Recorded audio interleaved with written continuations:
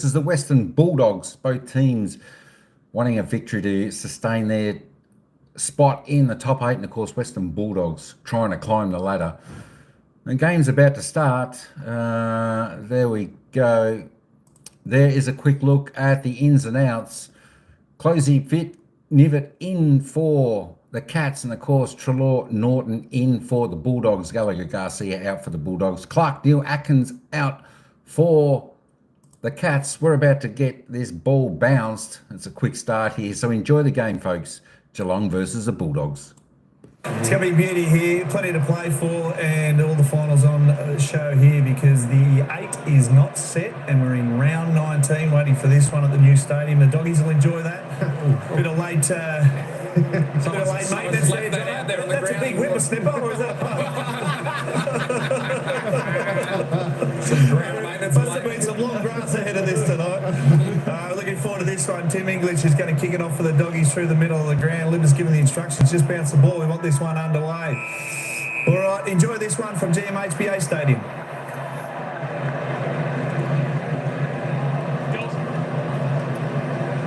Overran it, flicked up by Bramble. Bontempelli tried to slap it. Richards gets a spiralling ball and it lands on the chest of McNeil, who slides a metre or two.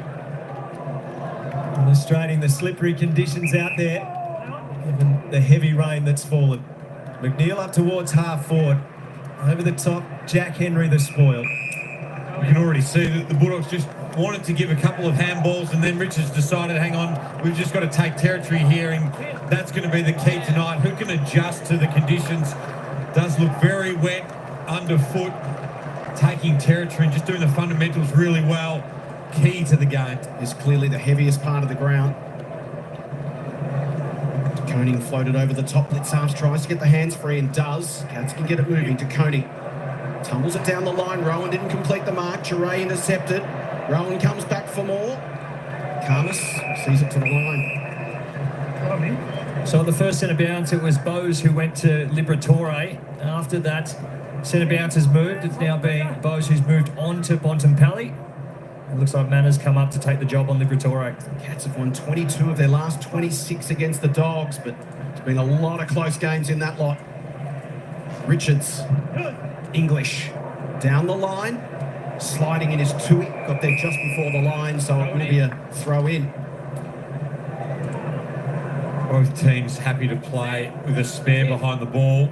Geelong very good at manufacturing that. It was Tui who's sitting there in front. He's still the spare, and looks like it's DeRay for the Bulldogs. De Koning and English set themselves at the boundary throw-in. English to the side, didn't get a great piece of it. Trelaw in and under. Take possession. Dangerfield picks up, loses it. Trelaw hand pass, Liberatore. Touch ball, clearing kick towards half forward. Duncan toe pokes it. Good pick up by Bose, but he runs into trouble. Another stoppage. The importance of staying low in these kinds of conditions. The ball's going to be bobbling around. Umpires will give free kicks, especially for around the neck. Pick that low centre of gravity. Real retro round feel. That's mud, kids. McNeil runs over the top of it. Manor loses his feet. And was clipped on the way through. Yeah, and as much as the mud sort of has a bit of novelty effect, not many players play within these conditions anymore. We're so used to seeing the grounds, the MCG, draining so well after a big downpour. It may be slippery, but not so much the mud and the speed that they're going to get out there tonight. Duncan to Koning. Towards half forward. Stengel's going to have to go in the air here. Front and centre was close. Toe pokes at full, Bon and Karmas the other way. So aggressive as a defender. Bontempelli. Darcy outnumbered. Picked off by Henry. And if Darcy is facing those outnumbers, it's going to be so important for those keys to the Bulldogs to get the ball to ground. There's the danger in the switch tonight, especially from an area where the footing's a little slippery underneath, but Humphreys tidies it up. And no harm done to Kolajasny. See him looking for the switch, but nothing on, so it is around that outer wing that he goes. Williams in the long sleeve, able to see it out of play. And that switch is something you can probably just put away. I think it's just the importance is to take territory. See Mitch Duncan there, just getting some treatment. Is he okay, Lingy? Oh, a nasty little split above the eyes, you can see there. He took that mark and just kicked it and immediately ran. Almost couldn't see because the blood was running straight down into his eyes. The bench weren't even ready for him, so they'll clean that up. Maybe need a stitch or two to stop the bleeding. Lob receives from Duray. Into the corridor, too much on it. Caulfield was the target. He now gets it from Vandermeer. His kick's not great. Picked up by the Bont, off to Richards from 50, goes long. Guthrie was there, through for a minor. I think there's always been a slight misconception in these conditions, Joe, that it brings the better players back down to the pack. I've always looked at it the other way, that throughout the night you'll see the stars and the players who have the ability to take the ball cleanly will really separate themselves from the lights who may take an extra fumble, an extra second or two to get over the football. Guthrie's kick to a big pack of players. Lovely step from McNeil, created some space for himself. Bends it inside 50. Ugelhagen. Ushered out by Kolajasny. You're exactly right, Daisy. One of the things that the great players all have in common is they do the fundamentals really well, and this is what these conditions do. They test you in your ability to do that. Able to stay over the footy, be clean when other players are fumbling, and just get to the right spot. No rain around at the moment. Very heavy underfoot. Blitzarves tried to soccer off the ground. Bose put his head over it, slapped it on. Manor makes good contact towards the middle of the ground. Williams worked off at Stengel, sunk a boot into it. Rowan now. Bumped out of it by Lobb. Frazier. Karmas. Calmly goes Frazier. Caulfield received it, goes to centre half back. Williams switches it out wide. They can use the run of Vandermeer. A bounce that came up in very sprightly fashion despite the conditions, and Ugelhagen ends out his opponent, marks inside 50. And there's the first clean bit of ball movement we've seen all night, and out of side, clearly looking a lot easier and a lot more stable underfoot. Audaciously took a bounce there. Have to make good contact here with the slippery ball. 20 disposals, 4 goals, 3 last week against the Blues. He was superb. Can he start on the right note here? What a kick from Jamara!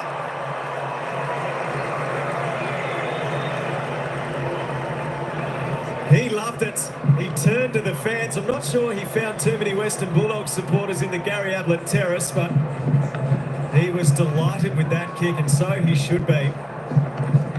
And he's output question following the Port Adelaide game when he had 7 disposals and kicked just to behind. He was outstanding last week, and that is a very encouraging start tonight.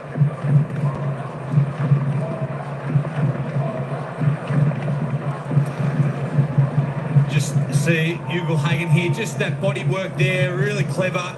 Just got the right positioning and just a beautiful finish there. Such a sweet timer of the ball. It's a great start for him. First 4 inside 50s of the game, all going the way of the Dogs. Richards wraps up Bose. Treloar will be first back onto this. Tumbles it towards half forward. Well controlled by Duncan, who's back into the action. Back towards half forward for the Cats. Blitzarves wants to tap it on. Can Cameron get there inside the line? He can. Keeps it alive, but it's picked off by Bontempelli. He floats to the wing. Ugelhagen in from the side. Now puts the pressure on Duncan. De Koning in there working for the Cats. Sanders in there scrapping for the Dogs. It's poked out. Manor bends it inside 50. Caulfield in best position. Great to see Nick Caulfield back out there at AFL level. Absolutely. His last 2 years at the Saints ruined by injury and ACL in 2022. He's had to deal with his share of injury this year as well for the Dogs. Kolajasny. Time back on, Sam. The Cats have adjusted to the conditions. Have a look at there. 18 kicks to just the 4 handballs. We can see the way in which the Bulldogs want to play. Much more 50-50 possessions. Stewart to Guthrie. Now Humphreys.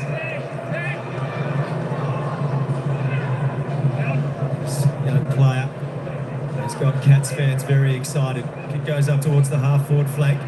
Dempsey, speaking of, exciting the fans.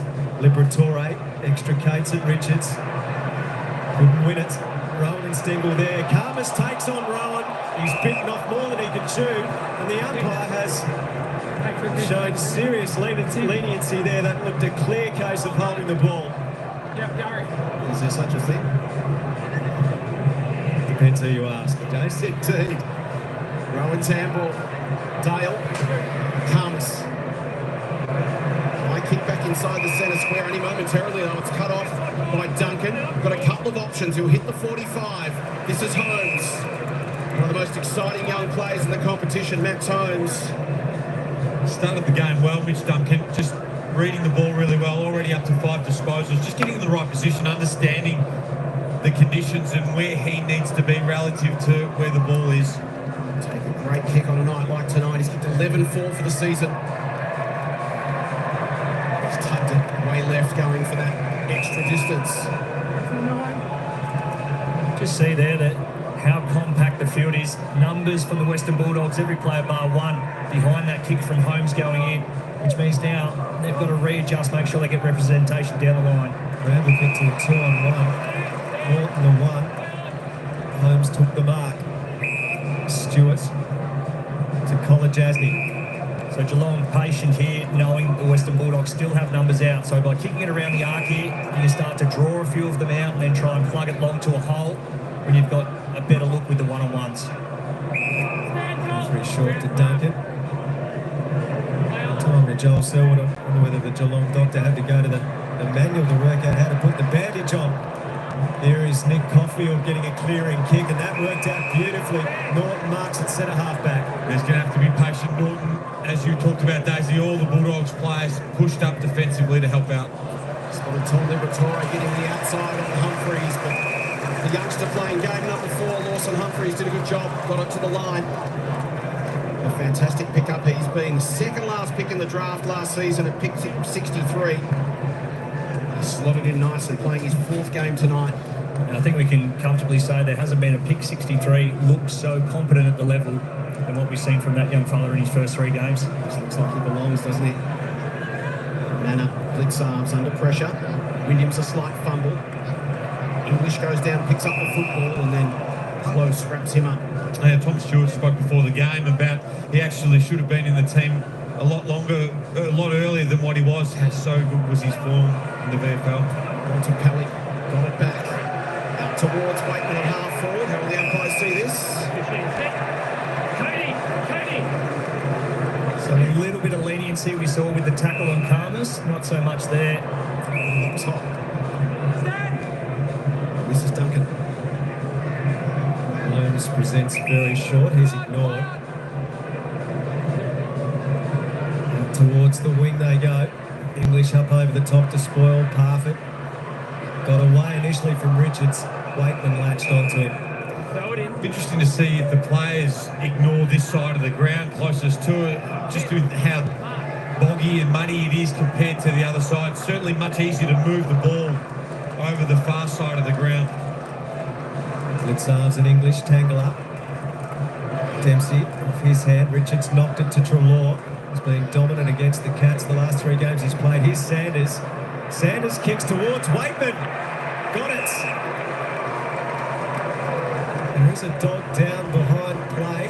Ricky McNeil's just gathering himself as Waitman prepares to take the shot. Riley Sanders has gone back to the workman, like the old school black boots and socks up. He had a few weeks in the white boots and socks down.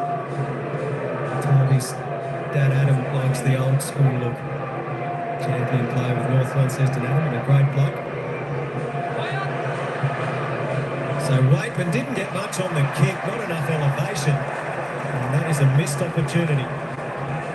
It certainly is. Did a terrific job of protecting the drop zone though. Knew there was probably contact coming, just good enough to hold off his direct opponent and then still manoeuvre his body in a way where the high percentage option was to take it on the chest rather than in the hands, and was able to do that. Well done to Jack Henry, saved his team 5 points as Duncan kicks it long and wide. Off hands and out. And that scoring shot from Waitman came from a clearance. We know how good the Bulldogs are at generating scores from clearances. The number 1 scoring team from that way of the game. So Geelong are going to have to be really conscious of the Bulldogs getting out of these stoppages. So a stop-start beginning to this game.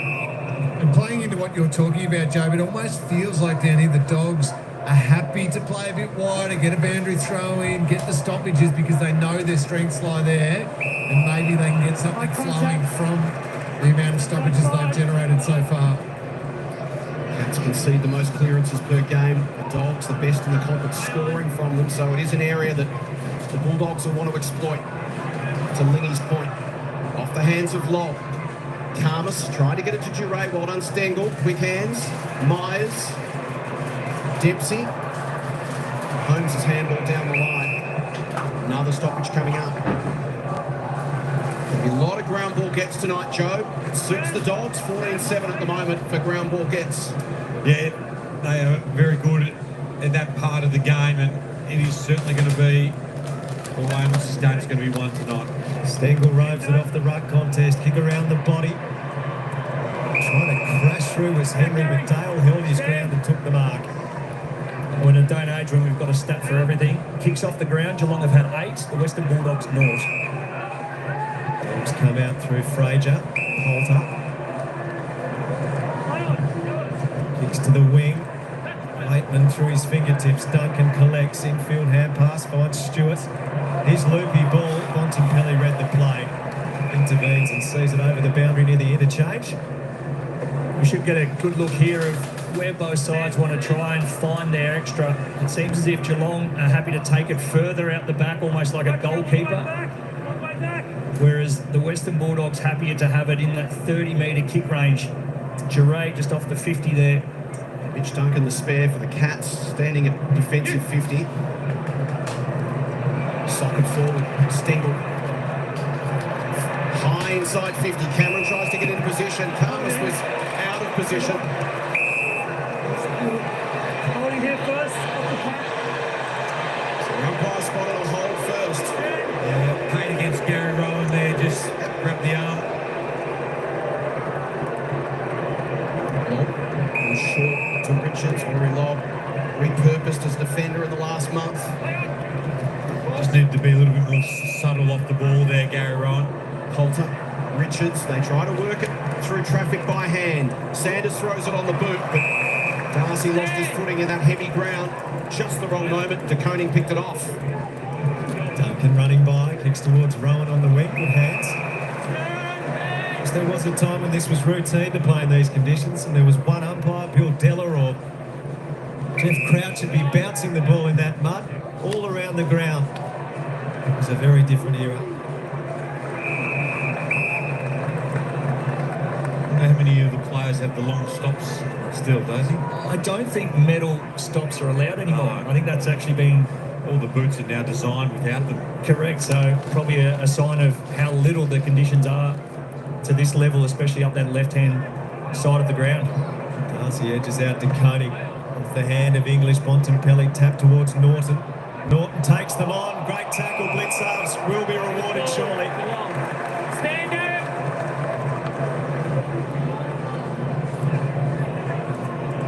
And there's some good adjudicating. Understanding the conditions, yes, you're still going to have an opportunity, and if you are big enough and strong enough to take on a tackle, but if you get caught, rewarded it, and so he should have. Tui on the bounce. Humphreys against Vandermeer. Stand. Did a good job there. Humphreys just didn't panic when the ball hit the ground. Just kept his composure. For a young player, that's good to see. Just casually laid one on the left foot in the rain. Lingy, a slight change in conditions. Yes, the rain has arrived again. It's going to be like this all night. It's just going to come and go. The conditions, are, as you've said, are going to be wet and really heavy underfoot. It's going to be one of those nights. Good footy weather. Parfitt. Good viewing weather, Lingy. Oh, beautiful, Joe. Beautiful. Cameron towards the pocket. Manor almost. Front and square was Henry. Picked off by Williams. Handball to the line. Bryce says throw that one in. Lingy, with the conditions and the mud up the left-hand end of the ground, do the Cats actually get used to this throughout the winter period? Is it often like this, or is this a bit of an anomaly? No, it's a bit of an anomaly, and the fact that we did have a curtain raiser played in these conditions is why it's so chopped up down near the benches. So I think the players will be able to adapt to it, but they have to have the wet weather mindset. Dangerfield with strength put his head down. towards the line, and you can certainly pick the Tasmanian in the commentary box tonight. One of us is wearing short sleeves. The rest of us are all rugged up like anything else. Nicholson's saying this is a balmy evening. Beautiful. Love it. It's the warmth in the commentary box. Companionship. Doss back in. Blitz halves. Over by Bramble. His kick straight to Holmes. And Holmes can line them up. Yeah, great positioning from Holmes. When you're playing that high half-back role, just being a kick away, playing in front for that situation there, and knowing that he had an extra defender behind him as the +1-2 allows him to get that positioning. So Holmes will kick from just outside the 50. He's pulled it. Won't have the carry. English off his hands. Dangerfield closed down by Fraser. Picked up by Parfit. He's tackled. Dogs want a free kick. Umpire calls for it. It's been all Geelong in terms of territory in the last 7 or 8 minutes. Can they capitalise? Bulldogs defence so far impenetrable. Parfit taken down. Takes down West. They won't take the advantage, and that's wise. Come through. Brandon Parfit rewarded for the tackle. Yeah, and deservedly so. Dropping the ball, well executed. West took the tackler on. It's an opportunity after 7 games in the VFL. Steps around. Doesn't quite get the purchase. And that's twice now we've seen players try and execute the around the corner kick rather than the drop punt. Catching it skinny on both occasions. So Hard to get that elevation, isn't it, at the best of times, but in these conditions, even more so. Dale's kick to the back flank off hands. Myers back. Coney met heavily by West. And this is just a little thing, but that footy that Parfit just kicked there, it had been a long time between points, so that footy has got heavy because of the amount of play that it's had. Now we've had a point. You'd think that this footy, for a brief period of time, ends up being a little bit lighter, a little bit what you call fresher, and maybe the players can get a little bit more distance with their kicking. Bontempelli with Parfit right on his hammer, knocked it towards Liberatore. Bose goes in. Parfit gets it clear. Worked out nicely for the Cats to Coney. He goes long to a relatively open forward line. Blitzarves and Henry are there. Karmas hands to it. Karmas goes in, can't win it. Blitzarves picks up. Bramble gets him, drags him down. So the territory battle is so important. Not only do you give yourself a chance to hunt in and around the footy here, but as we've seen, you set up behind the ball. So if the Western Bulldogs do quick kick this, it's more than likely going to end up in the jumper of the Cats. It's 4-zip Western Bulldogs in terms of inside 50s at one point. It's now 9-5 to the Cats as Darcy pokes it towards half forward. 2-on-2. Tui versus McNeil. The Dogs at least get it into their front half now with a chance to lock it in. I really like that contest from Darcy. Gets the ball to ground, but then just takes territory. Make it a problem further down the ground. Force the Geelong defenders to have to defend deeper when the ball's travelling over their shoulder. It's slippery, it's wet, that's where mistakes can happen. Just the simple part of the games tonight is going to be how you win and lose. It's not going to be a night for precise football, Dale. No, it isn't, and that's the worst spot you can have as a defender when you know you've got players bearing down on you, you're running towards your opposition goal on a wet, slippery night. No thanks. Waitman inside 50, awkward bounce for Norton. Will get to the back for Guthrie. Needs to be clean and was. Humphreys, equally adept on both sides of the body. English tries to get it to Waitman. Can he release the hands to Dale? He can. Finds the boot, just tumbles it inside 50.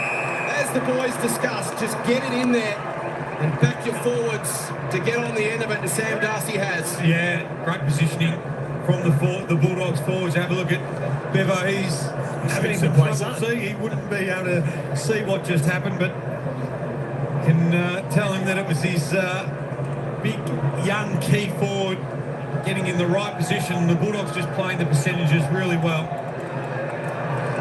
The mister in the coach's box. Darcy, 30 out. Big opportunity for the Dogs. And he makes the most of it.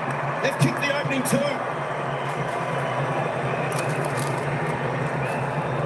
So efficient from the Bulldogs. Inside 57 times for 2 goals. And And they lead it by 13 points with just under 4 minutes to play in the opening term. Luke Beveridge might need to put the telecast on in the coach's box, I think, if he wants to know what's happening on the ground, because he's got some problems down there, and I don't think there'll be too many locals, Jace, queuing up to help him out. Who'd have thought?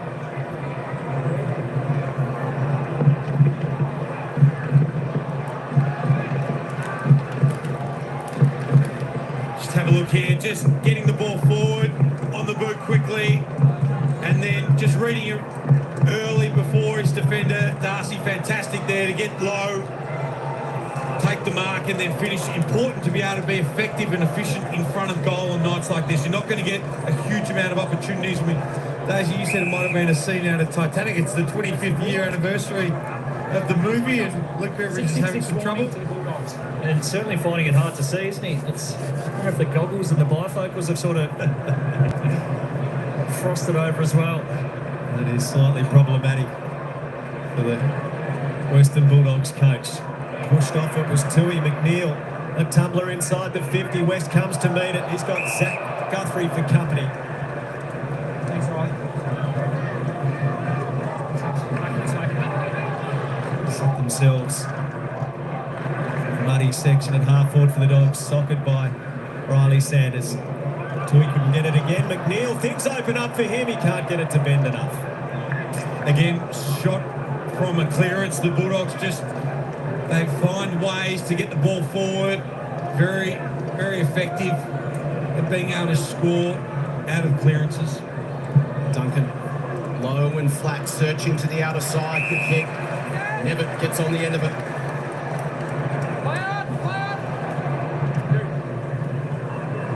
Couple of options floating in from the side was Henry. Got through his fingers to the back for Stengel. Has got a couple of runners. One of them's Rowan. Delicate kick inside 50 to Blitzarves. Play on the call. Cameron bends it and misses. Well, they're the opportunities we're talking about. It's a couple up that end now. One from Parfitt. Certainly a very gettable one there from Jeremy Cameron. And on the back of just one of the Dogs' plays, just overrunning the football, allowed the Cats forwards out goal side. Chris Scott has never been held goalless in an opening quarter his side here at GMHBA Stadium. This is his 107th match here. So 2.5 minutes to do something about that. Lob to Richards.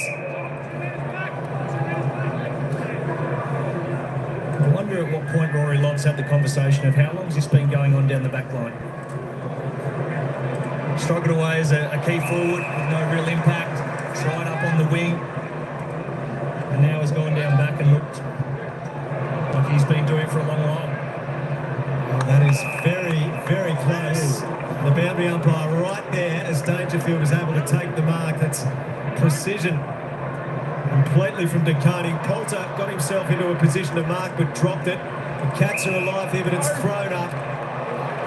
As Humphries took the shot, Blitzarves had illegally given it to him.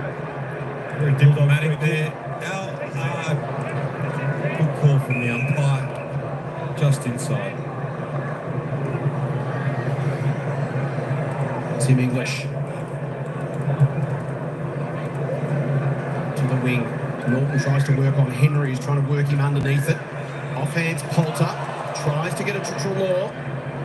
Socket forward by Bose. Duray, Treloar, Liberatore. Now Bramble, can he get away from close? Umpire put whistle to mouth. Play on the call. Richards looked like he may have thrown it. Play on. Ed goes back, finds it again. Blitzarve strips him of it. Hard ball to get a hold of and do something with here. And in the end, the umpire calls for it with just over a minute on the clock. Yeah, great pressure from Geelong, but that backwards handball is something that I would be just putting away if I was the Bulldogs. You don't want to invite pressure on nights like tonight. Liberatore in one direction, Holmes in the other. Close ripped off it. Duray wrapped up. It's a real grind in the opening term at GMHBA Stadium, but right now it's the Dogs by 13 points. Richards gains a few metres west with Humphries on his hammer. Humphries takes possession. Wobbly kick, sliding in close, takes the mark. Time for Geelong to manufacture something. The kick goes deep. Rowan in front, over the back. Henry's there, takes possession. Caulfield tackled him. Umpire calls play on. He had an eternity to dispose of the ball then. Dale's clearing ball through the fingertips of Nevitz. Poulter farms it up. Bramble around the boundary line. Now the little soccer forward in the roadies' homes of the Cats. Still time for Geelong if they can maintain possession. Dogs come up with it though. Treloar, so evasive. Sanders clean with his hands. Liberatore pumps it long. And that is quarter time. So for the first time in the highly successful and distinguished coaching career of Chris Scott, he has held goalless, his team at least, at Canidia Park, GMHBA Stadium in a first term. The Dogs 2-3, the Cats 2 behinds. All right, there we go. Who would have thought that? Geelong being held goalless in the first quarter down at the Cattery. It's the Bulldogs 2-3-15 lead the Cats. Just 2 behinds, 2 points. A few happy people in the chat that are going for the Bulldogs, and we've got a couple, well, wanting the Cats to do a little bit better as well. Let's just have a little bit. I tell you what, folks, it's another reasonably slippery night out there down at the Cattery. I think the rain was forecast. There was a bit of rain in that first quarter. Of course, out on the outer wing there of the ground, it's starting to become a little bit muddy down there. I think they had a match before the main match here this evening, which has chopped it up. So that could bog it down a little bit. Hang on a minute. That was the lineups. Let's have a little bit of a look now at the disposal, see who's getting the ball, who's the ball winner so far. And that's Mitchy Duncan. Mitchy Duncan from the Cats. He's got 11 disposals. The leading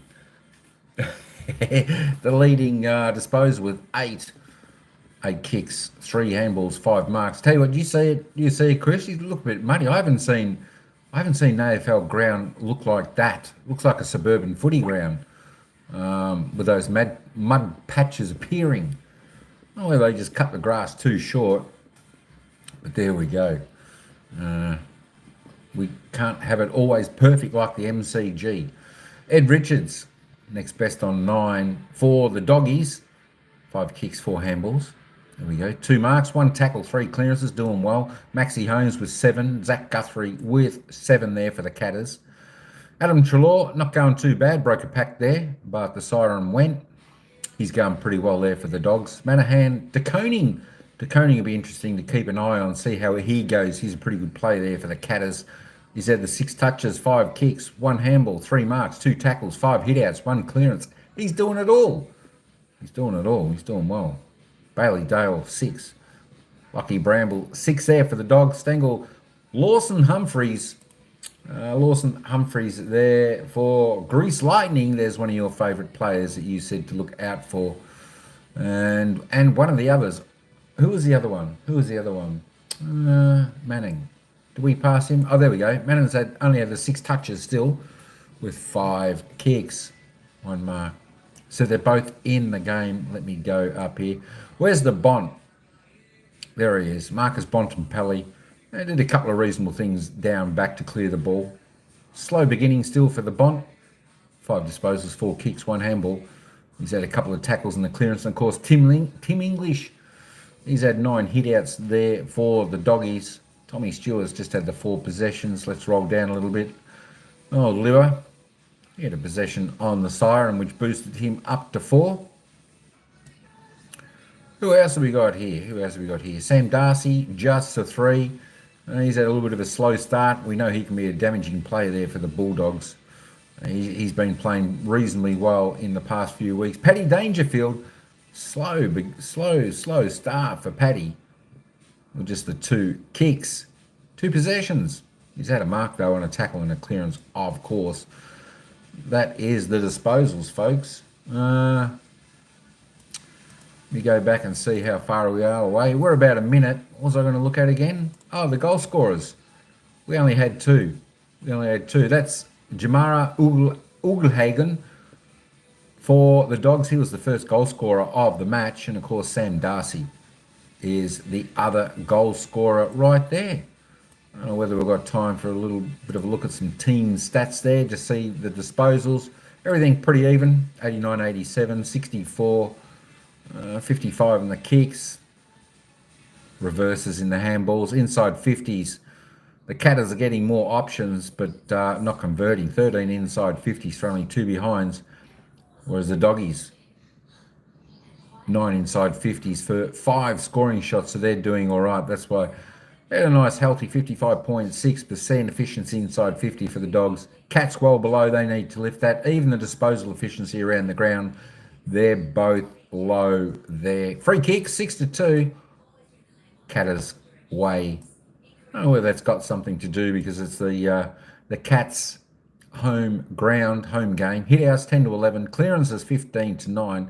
Bulldogs winning there. Bulldogs 3-zip on the centre clearance. There we go.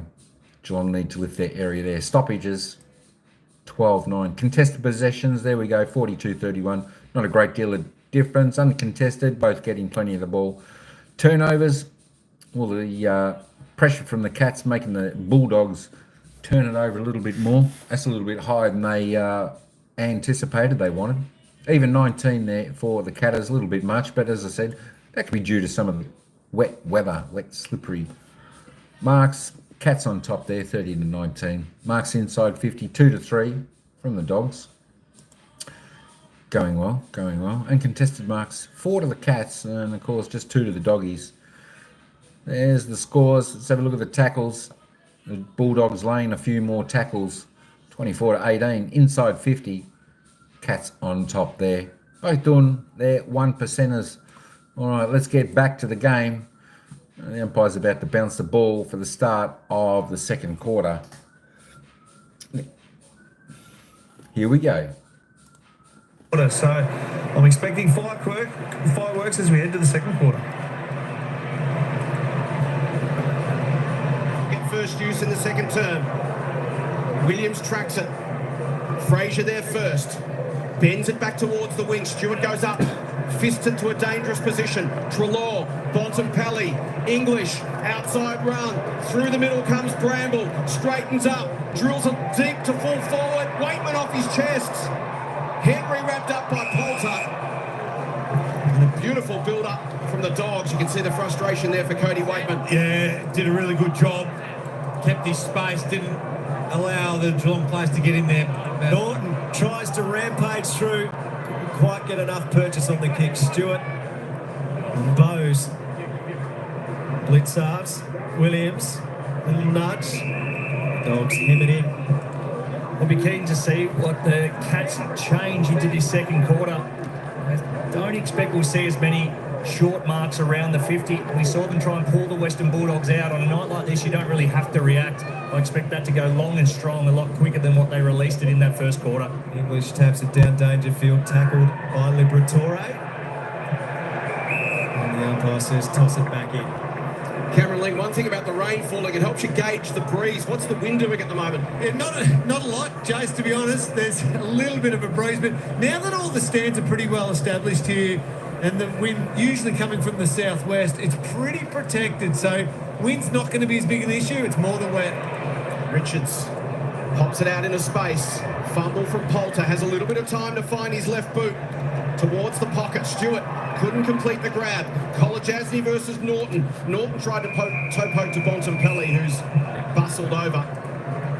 Lee, there is one part of the ground that is still spare and a chance for a stand if you put your name forward. Should push McCase, you reckon, pretty hard. Oh, there might be one or two who've got to put their hand up before me.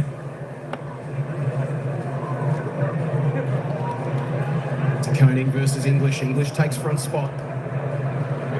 Socket forward. Bouncing football. Oh, it's a goal!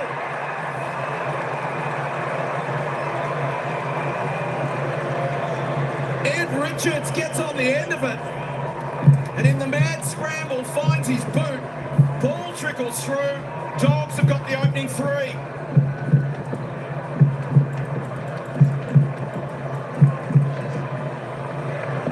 Speaking about the Bulldogs' ability to score from clearance.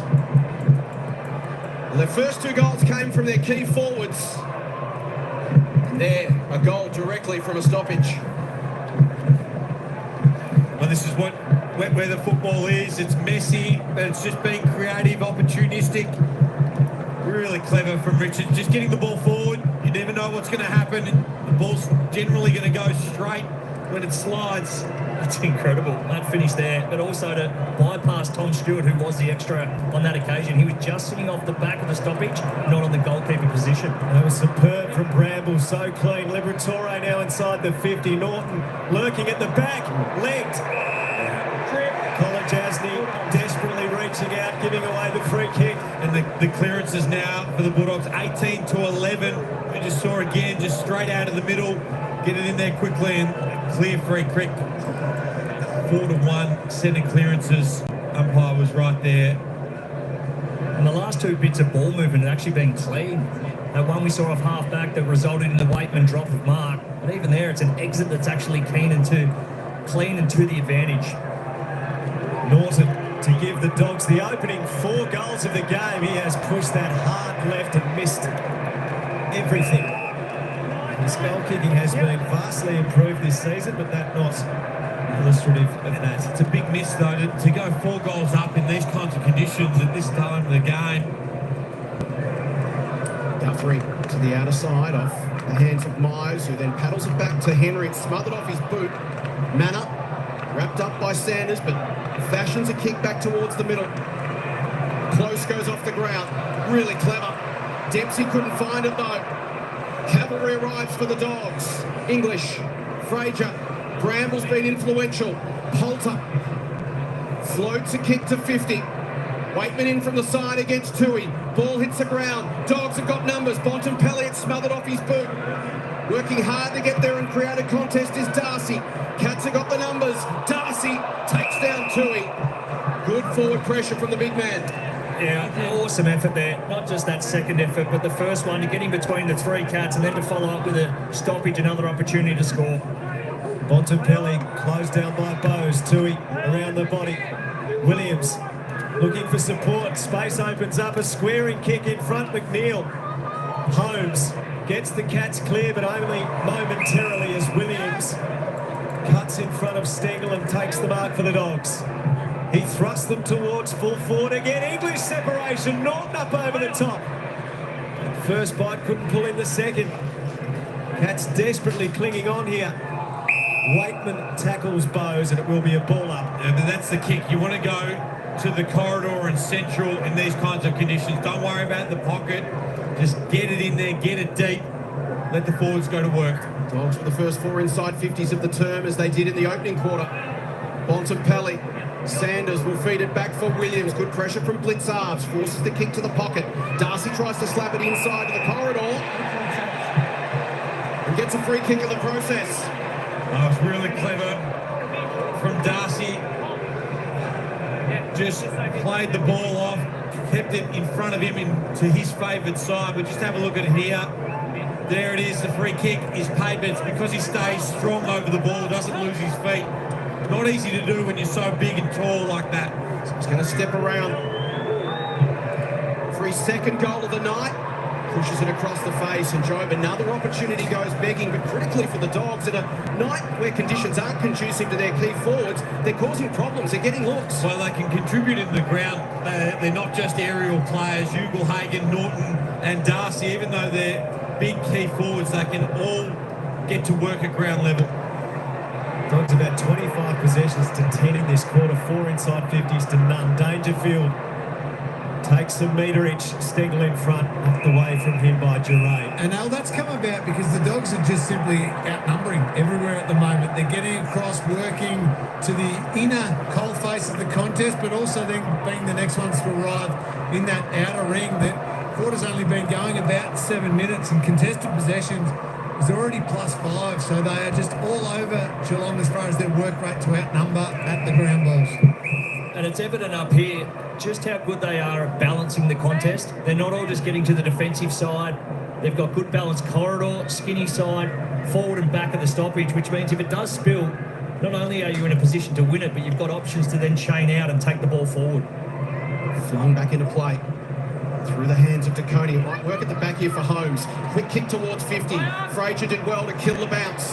Karmas to Duray. To the outer side. The speed of Vandermeer against Duncan. Vandermeer paddles to his own advantage. Duncan will stick to the task here. They both go to ground. Poulter will soccer it forward. Clean hands. Waitman was brilliant to Dale. One-on-one contest at the top of the square. Punched away Kolajasny. Norton will come again. Kolajasny works into the line, and it's the Dogs at the moment that are chaining meaningful possession. Well, we talked about the conditions and how our players elevate themselves in these conditions. Waitman's pick up off the ground. Have a look at that. And then the give to the favoured side. That's real skill.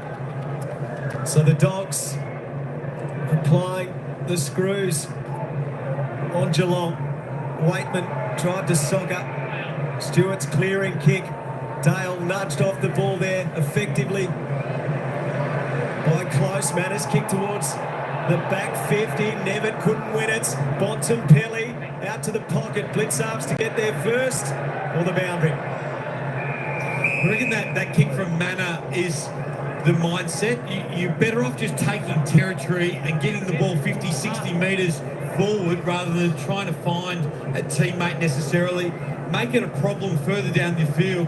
Territory and field position are so important tonight. And the movement through these stoppages, have to be careful the Cats not to give away a free kick for holding. Blitzarves tries to get rid of English. Well done, Guthrie. Takes some territory. Past Rowan and Karmas. Dale. It's kicking in danger. To Gary Rowan. So maybe here the Cats can get it in their front half and try to put some pressure on the Bulldogs, because it's been all doggies in the second term. Rowan long down the line. Off the hands of Cameron and Poulter and out. And Daisy, if you're going to play reactive football like Geelong are, because they're not getting first hands on the football, how do you work your way into the game if you can't win it at the stoppage? Well, you have to just make the decision when you do win the ball back as a group that you know it's going to go to contest. So try and get as many numbers to that next contest, whether it be 30, 40 metres away, and just play dirty, play into the conditions, lean into the fact that it isn't going to be pretty. But if we roll up our sleeves one-on-one, we win enough critical contest, we're eventually going to get some territory, and on the back of that, we'll get some looks at goal. Treloar up and under, not 15. Waitman kicks towards the wing, coming to meet it. Guthrie sends it back to half forward. Dempsey, and a free kick spotted. Lob's going to get it. For the Cats, is you can't always control if you're getting your hands on the ball, but you can control how much pressure and how much space you're willing to close down and the speed in which you're going to do it. And often that's the way to realign and get yourself back into the game is let's amp up our pressure. Let's make it harder for our opposition every time they have the ball. And invariably we'll then create more opportunities to get the ball back ourselves. Guthrie up to half forward. Poulter goes again. Looked out by Parfitt. It's going nowhere, Jace. Over to you. See what you can do. Dogs by 20 points. Approaching the midway point of the second term. Critical game for them and for the Cats. It could be as high as second tonight, but a loss here, and they're far from secure inside the 8. Handball inside to Bontempelli. He'll kick to a one-on-one contest. It's going to be West versus Tui. Tui gets there first. Keeps the ball in front of him. And again from Zach Tui. Coming the other way, Duray. And Tui's pressure gets it to the line for Geelong. And that was the understanding of a veteran player there, Zach, too. Just whatever he could do, he had to keep that in front of him. Had to make sure the flow of the ball was heading back his team's way, because the moment that got behind, then the surge of the Dogs would have happened. They'd be having another shot at goal. English tries to slap it forward, but Stewart's hanging off the back of this contest. Kick back towards Duray. Frazier needs to be clean. Well done, Stengel. Almost influenced the handball from Lobb. Williams hoists it towards the wing. English had a couple to go against. Well done, West. Extracts it. Gives it to Bontempelli, who just directs Ugelhagen with that kick. Bloody sublime. We've spoken a lot about the class of players. Waitman's been the cleanest so far in this quarter, and it just stands out. The collect, the kick, but to advantage. Now this becomes the critical part, the finish. Dominated the second term, but they need to put it on the board. Kick on its way. It's fading left. It's still alive. It's still there, and it's into the post. Some concerning stats if you're the Cats. 23-4 uncontested possessions for the quarter. Their work rate for the Bulldogs is just far greater than Geelong. Getting to contest, putting pressure on. But they'll be really worried about them covering the ground, the way in which the Bulldogs are closing up, getting over to more contests than the Geelong players. Dangerfield, strong with Bontempelli there, right with him. Through the legs of Manor, socket by Holmes. Dale comes to meet it, kept it in front. Frazier gives it to him. And now lob. Duray measures his kick. Waitman couldn't impose. Henry takes the defensive mark. And the other thing Geelong can't do, just to add on to what you guys are talking about, they can't get into a position to even lay tackles. They've only had 5 tackles this quarter, despite the Dogs dominating the amount of possessions. No Tom Atkins, who's had 50% more tackles than any other player in the team this year. Ollie Henry sends Manor away, who sets Stengel away. And surely now the Cats will find their opening major. They have gone 43 minutes of this contest of playing time without a goal. Stengel must do something about it. It's on the back of the second handball of the quarter there, Henry to Manor. As we saw, it was a foot race. Stengel with the ability to put his head down and just get a little bit of separation. Beautiful weighted kick too. 16-6 from set shots. 33-13 for the season.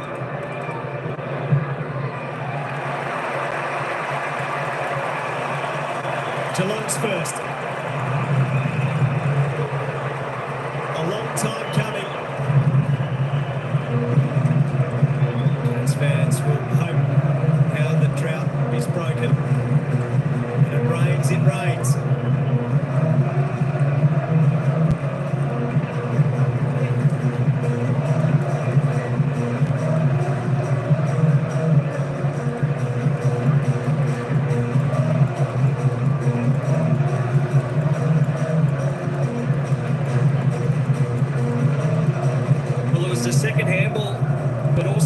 Inside forward 50. Young Frazier, if he had his time again there, he would have loved to get some body on it. With Stengel, who was able to run past him because he made it a foot race rather than using his bigger size and frame. But that just might be the one.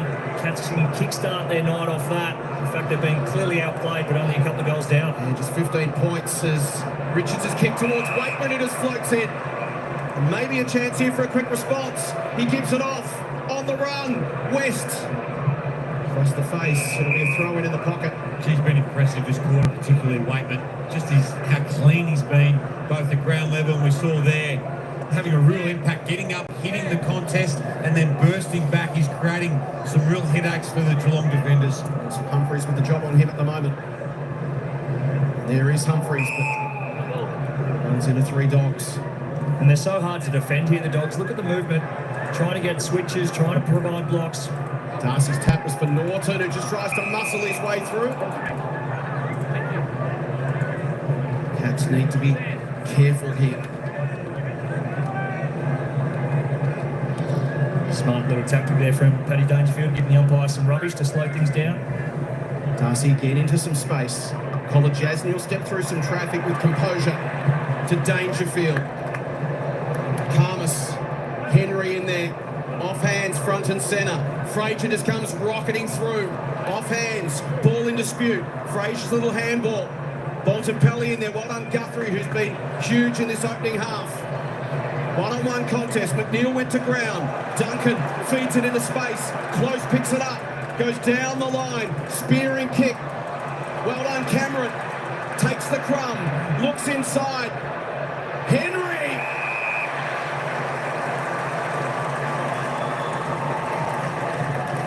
Winning some important one-on-one contests. Geelong further up the field. We just see here Cameron gets to the right spot, thinks his way through the situation, then beautifully weighted kick, and Henry comes back at the ball, reads it just a fraction quicker than his opponent. Momentum starting to turn. Dogs might brew those couple of missed shots at the other end earlier in the term if Henry can go back and slot this one. Can he bring it back to single figure margin? Launches from 50 and hits it perfectly.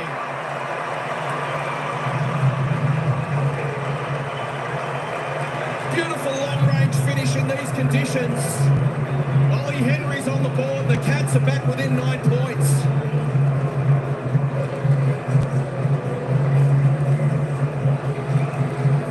And it's not pretty. It's not on the back of anything other than just finding a way to win the critical contest.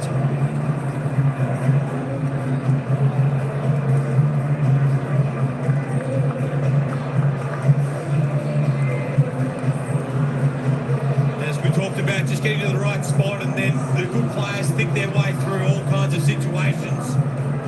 Cameron feels pressure but knows that he's got a little bit of time to spot up and find the forward, and really good efficiency. And as you talked about, Daisy, 2 inside 50s for 2 goals this quarter for the Cats. The Dogs have had 9 inside 50s for 1 goal too. West almost threw a boot into the face of Parfitt there, socketed by Sanders. Holmes back with the flight. No one on the mark. Holmes is going to take on Waitman. Waitman clings on. Too long. And play into advantage. West goes towards Ugle-Hagan. Can he capitalise for the Dogs? From the pockets. Very difficult angle. It's across the face. And another minor to the Western Bulldogs. Well, it's a fairly big missed opportunity in the end. Yeah. Once they took the advantage, and it was the right decision, I believe. Ugle-Hagan was out, just had to find a way to execute the skill, let him have the set shot, but well done by Waitman. 1-3 to 2 goals straight in this term. Close. Thailand on top.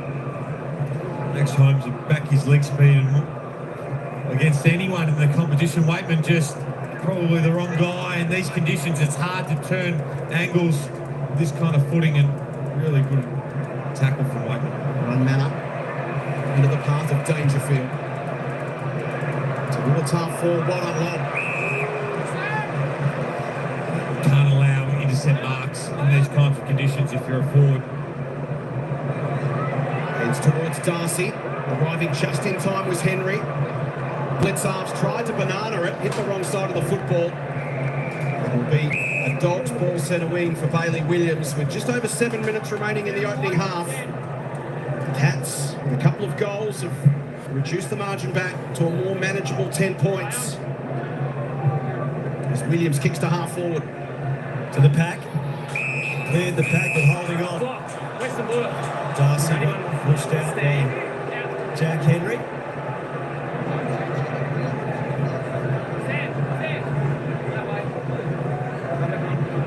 Back there, he's causing some headaches for these Geelong backs, Darcy. Darcy to the pocket, Ugle-Hagan on the lead. They stand their ground in front. The Cats. Blitzarves got smashed. Parfitt in front. Sanders to Treloar. Get underneath it, Riley, and watch it go over your head. Ugle-Hagan a little sore and sorry. Riley West resisting the urge to take the mark on the goal line. Got in the crouching position and allowed Treloar to enjoy the moments. So the Dogs get an all-important goal, their 4th of the game, and the margin back out to 16 points. Always risky when it's that close to the post.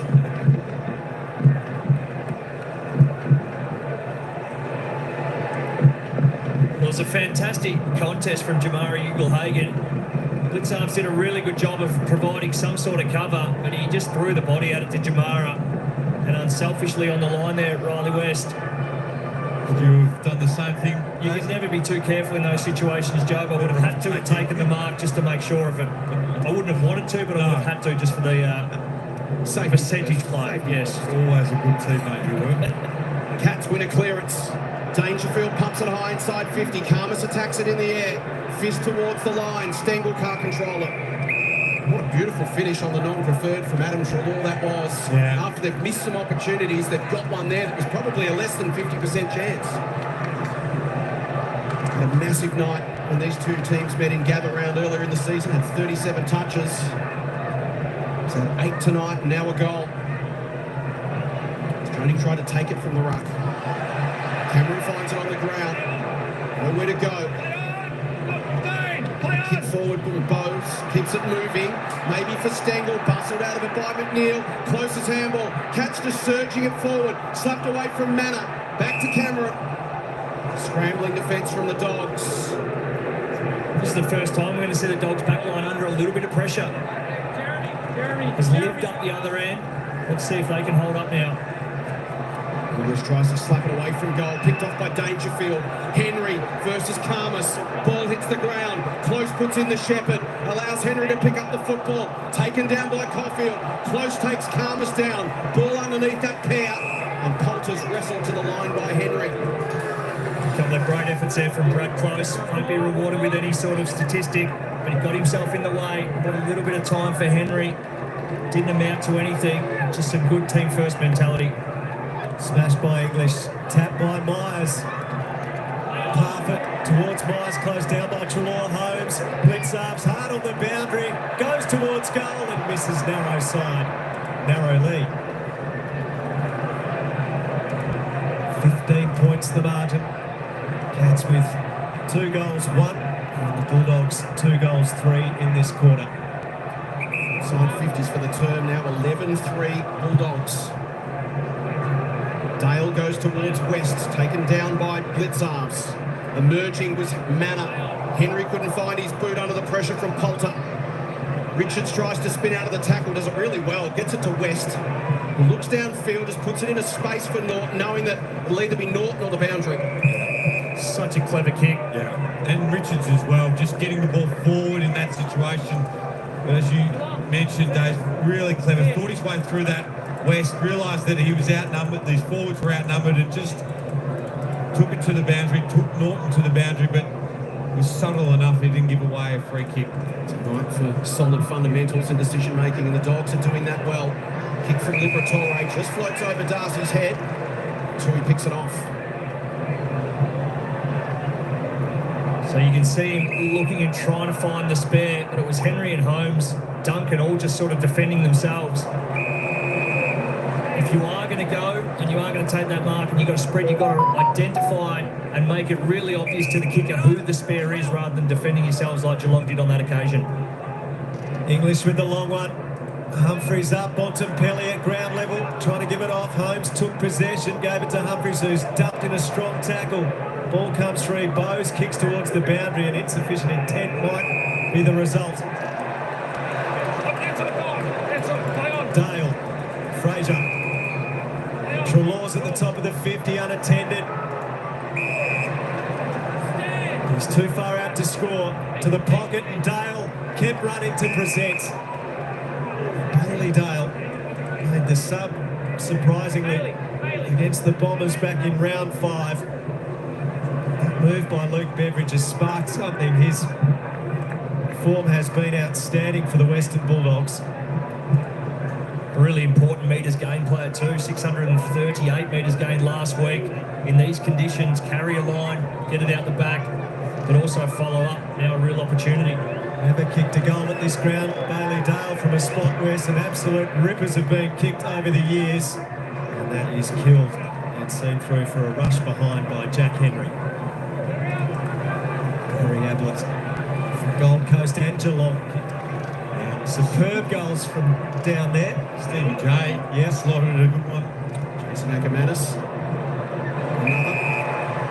Marked again by English. He's having a real impact behind the ball for the Dogs.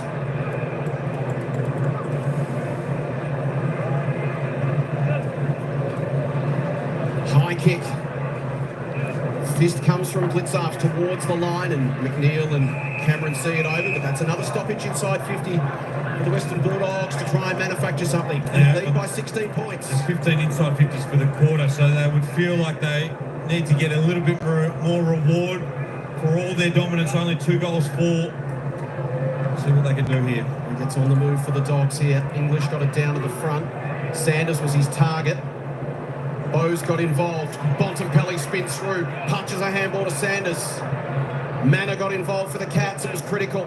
Duray now, an opportunity. Can he find someone inside 50? It was touched off the boot. English for the spoil. Poulter the crumb. Liberatore. Just across the face again. And the Dogs keep peppering away in this second term. There's good craft from Poulter. Just worked his opponent off the ball. Got to the right spot and then releasing handball to Liberatore. Fortunately, wasn't able to convert.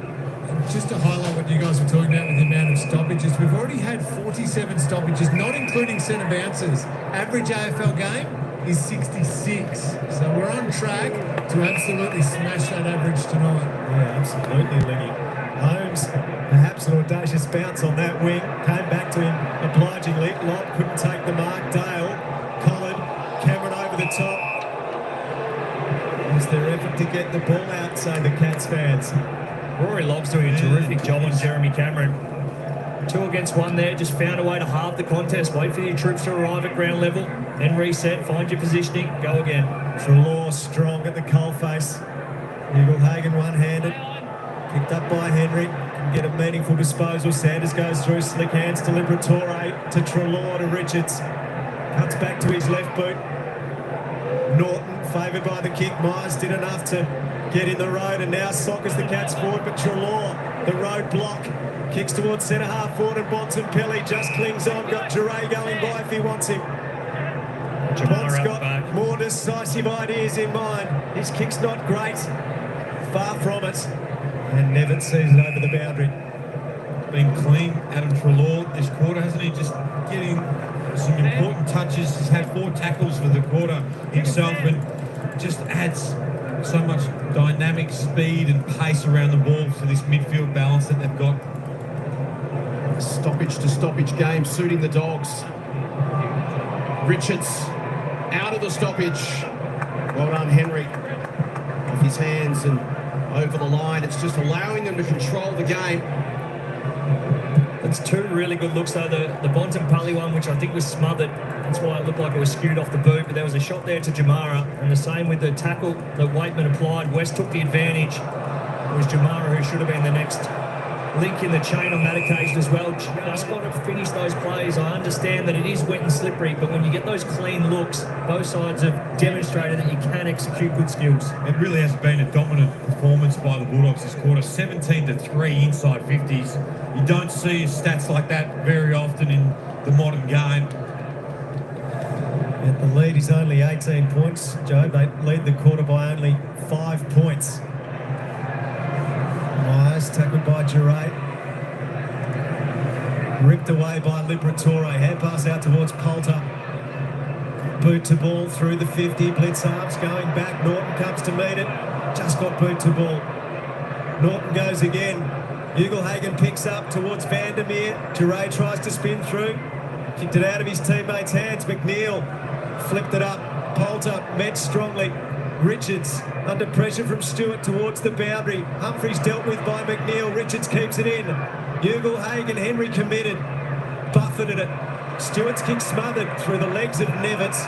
And the Dogs again force a forward 50 stoppage. A couple of big efforts from Ed Richards there. Just kept working, then followed up with the smother.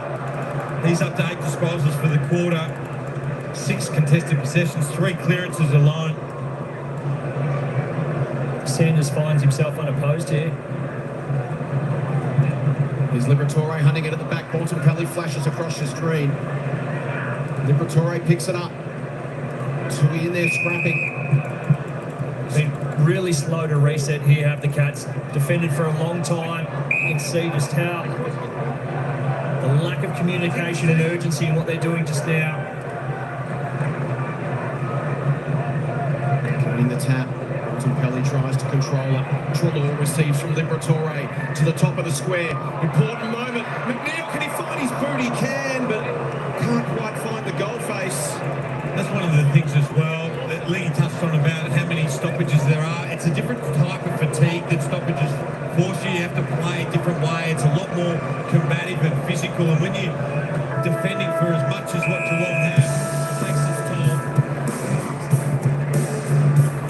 It was the Dogs by 13 points at quarter time, and at the main change, 19 points. Plenty to think about as we see Chris Scott in the box wondering what has happened so far in wet and muddy conditions at GMHBA Stadium. They didn't score in the first quarter, Geelong, so the Dogs have been dominant on all fronts. As I welcome Brett Johnson, Eddie Betts and Jack Revolt into the coverage. First half highlights. We'll get to those shortly, but what's your thoughts, Jack, on this game so far? It's a grind, absolute grind. But these are the ones where it is literally about territory. Who wants to put their nose over the ball more? Who wants to get involved in the contest more? And usually off this, it's sort of time in forward half will be a general sort of rule on who will win the game. And at the moment, the Bulldogs are dominating. They were for a stretch there. 9 inside 50s, but only got the one score from. We spoke about the efficiency of them in the first half. So the weight of numbers is there for the Dogs at the moment. And you said it at quarter time, Jack, fundamentals. Yeah. It's all going to come down to fundamentals. Wet weather footy, put your head over it, get the ball, kick it, software off the ball, and just get it in your front half. Well, they built confidence early, I think, by not allowing the Cats to score early in this game, playing that front half game, and then allowed their defence to set up really well.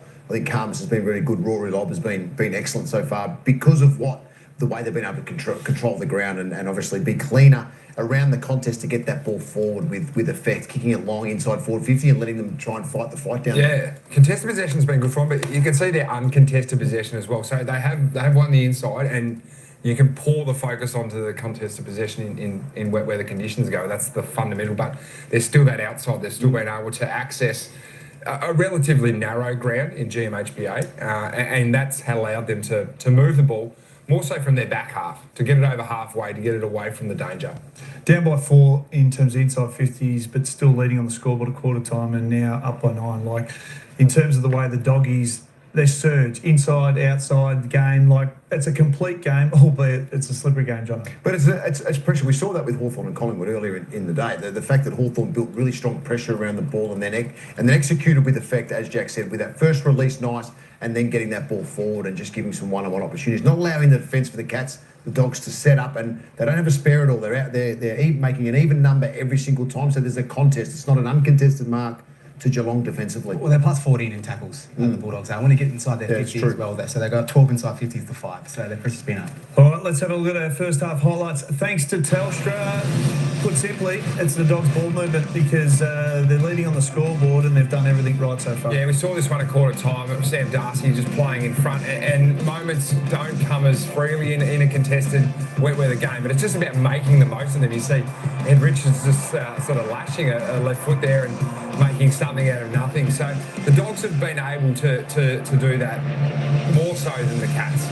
The Cats have relied on a little bit more sort of perfect ball movement in these conditions. They're plus 14 for marks, which usually look at go, oh, it's good to be up in marks, but tonight that means that they're chipping the ball around here. It's even this little bit of play here. Now, nothing comes in this, Jono, does it? But that's just that this is attitude. There was a minute to go on the clock in the second quarter, and you're right. That's just purely attitude, just that mental strength to keep grinding out the quarter to make sure that they stay on top and don't allow the Cats a late goal to energise the ground. Luke Beveridge would be wrapped with that. If you can see through the glass at GMHBA, we saw a few issues early on with him. There's the windscreen wipers there to get through, but you look at that from a coach's lens and go, that's when I know my boys are on. And I think the whole coaching staff from the Bulldogs go, gee, that's a really good bit of play. Well, there's plenty of heavy breathing in the coaches box for the Doggies. They're fogging up there at GMHBA Stadium. So much on the stadium there, but the ground's not in great condition. But Ed Richards, you just saw then, Jono, in terms of the way the Doggies want it doesn't have to be pretty. He's had 15 disposals and he's hit the scoreboard. Oh, he's been excellent since going into the midfield. That's a pretty special goal there from Eddie. He'll be pretty wrapped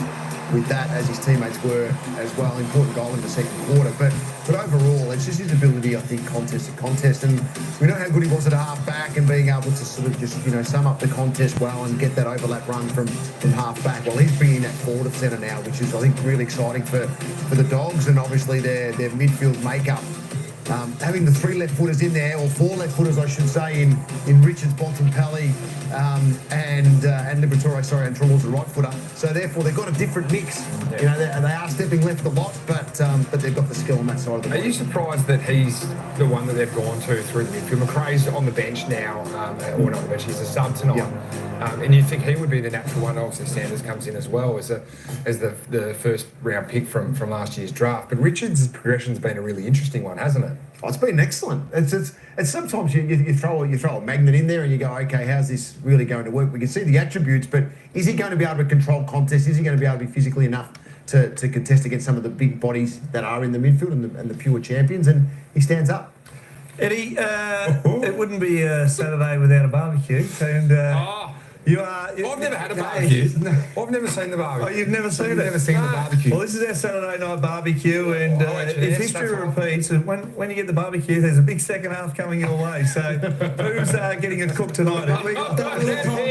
So Dooney's the only one that does the grilling. Hey, wait. Just anyone just yet. Can't pick up the bacon with your hands. Sorry. You're an animal. I tell you who we're barbecuing. Ollie Dempsey. Sorry. He's had a great one, Betty. I know he's had a great. That's why he's only had the 2 disposals. He's an absolute superstar. There we go. Just a little sizzle. Like the last 3 weeks against the Bombers, Hawks, and Pies, he was best on ground by far. One of your boys, Ed. I know he's one of my boys. But they lift every time we grill someone. They lift in the second half. So. Ollie, my boy, only 2 disposals, but he's the link up. Like he's the one when they get it outside D50, they kick it wide. Ollie's taking marks and he's. It's a good point because Myers has been quite close. Okay, let's put Myers on there too. Myers, and I got Closey here too. So Closey, there you go. Tyson's got a goal, so he's got the goal. He's done his job, Tyson. So there we go. Well, there's going to be a must watch in the second half on those boys. They've had a cook from any bets. Free games on your Sunday ticket. Time now to get an update. Thanks to Sportsbet.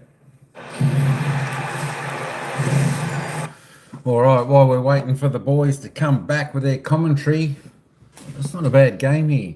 Western Bulldogs 4-10-34, leading the Cats 2-3-15 down at the Cattery, down at GMHBA Stadium in Geelong, where the ground's a bit wet, getting a bit muddy. There you go. I tell you what, for all the domination that the Western Bulldogs has been in front here, they haven't really put it on the scoreboard. A lot of misses today. A lot of misses. Not too much accuracy going on anywhere around the grounds today. 4 goals, 10. I mean, said Geelong had a couple of good passages to kick their goal. They found a bit of open space. They finally found a little bit of run. Found a man at the back, which got them a goal to start off their way. Of course, Geelong in that quarter kicked 2 goals, 1, and the Bulldogs kicked 2 goals, 7. 2 goals each of 2 for the second quarter. But just wayward kicking by the Dogs. Being said, the pressure's been pretty good by the Dogs, by both sides, but especially by the Dogs. They're not overly allowing Geelong to get a great deal of run out of the back. But it's, I tell you what, Geelong are enjoying it when they do, and they look really well when they are. That being said, let's go over now and just check out the stats, who's leading the scoreboard on the stats. At the moment, up to half-time, we've got Ed Richards there for the Bulldogs. The top 3 players from the Bulldogs with the stats there at the moment. That's Ed Richards, 17 disposals. He's had 11 kicks, 6 handballs, 2 marks, 2 tackles, 6 clearances. He's doing a good job. Adam Treloar, the ball's sticking well in his hands. He's having a good game, giving the Dogs plenty of run for 14 disposals. He's got 8 kicks, 6 handballs, 1 mark. Tackling well there with 5, and of course his clearances are doing a bit of that work as well. Marcus Bontempelli, the big Bont for the Bullies, for the Bulldogs. 14 possession, 9 kicks. A little bit better quarter there. Not too damaging though by the Bont, as we know he can be. Sean Manning from the Catters, he's the best there with 13, with Maxie Holmes and Zach Guthrie all on 13 disposals each. And Mitchie Duncan, 13. They're sharing it around. Well, let's just scroll down a little bit. Paddy Dangerfield, well, he's just having a game at the moment. He's getting good pressure. He's getting tagged well. Not allowing him to have much run at all. Just as well, his strength gets him out of some tackles. He's had 11 touches. He's had 10 kicks. 1 handball. Come on, Dogs. Hey, Bell, how you going? The ground looks so yuck and muddy. I know. You guess who is back? I don't know, Bucks. I'm $7. Maybe it's you. I tell you what, you're spot on there. I haven't seen an AFL ground look like this for a long, long time with that mud coming through. Maybe that's why some of the players are kicking the ball a little bit skew-if, coming off the side of their boot with that mud on the ball, making it a little bit slippery. Mark Blixfast, there we go. He's having a quiet game there for the Catters, just with the 8 touches, 4 kicks, 4 handballs. Cody Waitman for the Dogs, he's got 7. Just roll down a little bit more there. Riley West for the Dogs, he's had 6 touches. There's quite a few players here that haven't had too many touches, folks. They need to lift. There's a lot of pressure about. It's hard to take possession of the ball. A few kicks off the ground, etc. like that. Jama Ugel-Agen still with just the 4 touches, 3 kicks. Still the 1 goal, 1. There we go. Jeremy Cameron still doing very little tonight. He's had no impact at all with his 4 touches, 3 kicks, just for the 1 behind. All right, let's go up. Let's have a little bit of a look at the goal scorers. Who are all the goal scorers today in this game? Of course, only 6 goals kicked here up until half time at the Cattery. We've got Jamar Ugel-Agen, he's got 1, and Adam Trelaw's got 1 for the Dogs. Tyson Stengel for the Cats has got 1. Ed Richards and Sam Darcy also for the Doggies have got 1. And of course, Oliver Hendry, he's got 1 for the Cats as well. Rory Lobb is going well on Cameron. Absolutely. I tell you what, Cameron's been shut down in this game. Sometimes Cameron goes all right in the wet, but in these muddy conditions, etc. like that, and the well, good tag. I tell you what, it's been well shut down. The AFL fantasy points, if you play that game, there we go, the fantasy points. Adam Trelaw's on top now with 69, Ed Richards 66, Tim English 63. 3 Bulldogs players there on top. Mitchie Duncan, Blixars 57, Tommy Stewart 54, Guthrie 54, and Tommy Liberatore rounds out the top with 50. Let's go and have a look at some of these team stats now, see what's happening around there. The disposals, not a great deal of difference there. The Dogs by about 25. Just ahead there. The kicks are pretty similar. The handballs, the Dogs are linking up, chaining up a little bit better with their handball, 71 to 40. Inside 50s, Dogs well on top there, 27 to 16. The Dogs have had 14 scoring shots from their 27, compared to 5 scoring shots for 16 inside 50s for the Catters, which actually lifted a little bit that quarter. Of course, their disposal efficiency, and both seem to have dropped off a little bit there. That needs to pick up. In the inside 50, well, the Bulldogs not too bad with 59, and the Catters on 50. Free kicks 7 to 8. Seems as though the umpires have put their whistle away a little bit this weekend.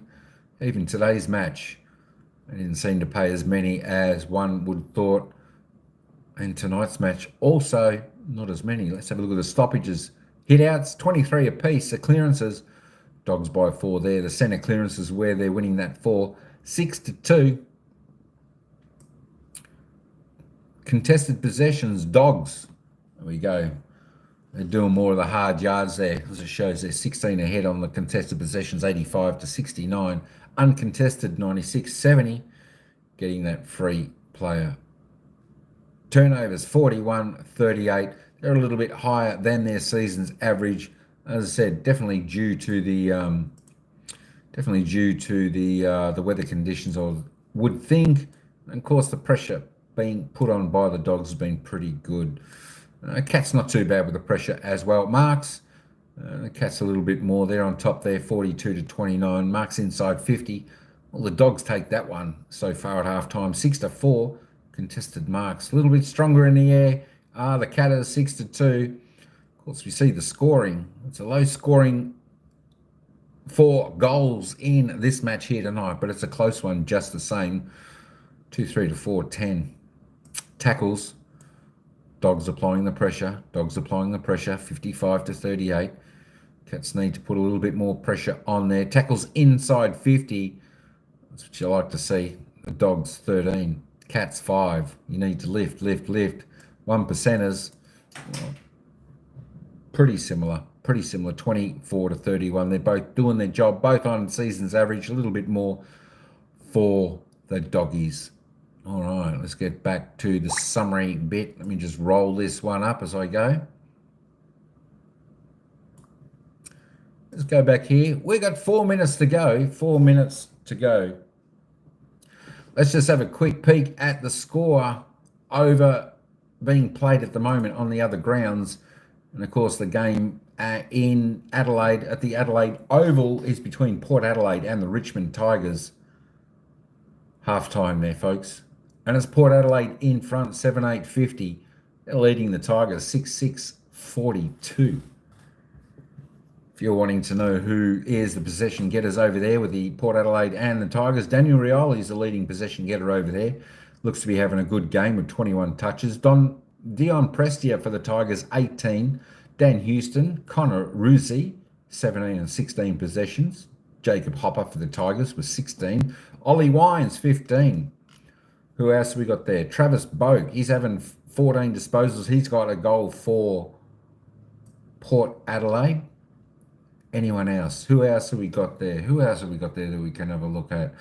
Let's have a little bit of a look. Charlie Dixon, he's had 5 touches. He's got 1 goal, 1 for Port Adelaide. And that's probably about enough from that game, Port Adelaide and Tigers. Let's see. Port Adelaide are 8 points up in that match at half-time over at the Adelaide Oval. We're only 3 minutes away here. Go Tigers, says Ryan. Go Tigers. That'd be nice, Ryan. That'd be nice. We're all going for the Tigers. Hey, we're all going for the Tigers, I think, tonight. Should be good stuff. Should be good stuff. We're only about 3 minutes away before they bounce the ball to get the second half underway here at GMHBA Stadium down there at Geelong. Whereas the Dogs by 19 points. And this is there's good signs for the Cats, actually, with the Western Bulldogs having a lot of the ball down there forward. Most of the play. With only 19 points in it, the Cats can turn this on a dime within minutes. But we'll see. Like a game today, we thought it was going to go the other way, but it never happened. So will this be an upset? Another upset game of the round with the Bulldogs. Can they do it? Or will the Cats? Let's just have a little bit of a look at the live ladder. This is what's happening at the moment. If the Western Bulldogs win, this is where they are. This is where they were going to be. They were 11th on 36. The Cats were 4th. We turn the live ladder on now, folks. Because Port Adelaide are winning, they will move up there. If the Western Bulldogs win, they'll go up to 40 points, half a game out of the top 8 on big percentage, though. So this can give them a good, a good kick ahead. Only half a game behind Brisbane, Freo, Essendon. Of course, Port Adelaide, if they end up winning, beating the Tigers tonight, they'll move up into 5th. Their percentage a little bit lower. But then again, if the Cats can turn it around, they'll go on to 48 points, which will move them on into 2nd position on the ladder. There we go. We're only a minute away, folks. We are only 1 minute away from the ball being bounced down here. Let me go back and see whether the commentators and all that are back yet. No, the commentators aren't back yet. So we're just going to hang here while we wait for the commentators to get back, and then we'll pass it over to them for the bounce of the ball. Tell you what, it's going to be a close game. Has everyone put their tips in? Put their vote. Who's going to win tonight's game? We've got 32 votes in so far. 32 votes in so far. We've got 47% saying Geelong will win. 53% saying the Western Bulldogs will win. She's pretty close. She's pretty close. We're not too far away from the action. About 30 seconds away. About 30 seconds away, and we're waiting for them to take us back out on the ground. I think here we are, folks. All right, enjoy the second half. We're back out there. The umpire's got the ball. He's about ready to bounce it. So we'll take you back to the commentators. Here we go. Let's enjoy the second half. For the Dogs to get back into the 8, but the Cats' second spot's up for grab. Yeah, it is. And, you know, the guy that shoots on the barbie as well, it's Jeremy Cameron. He's only Bring it back out. Bring it back out. Next week, can we get a full burner on that? Anyone else there before the ball goes down? 19 points to the Doggies half time. Here's 3/4 action.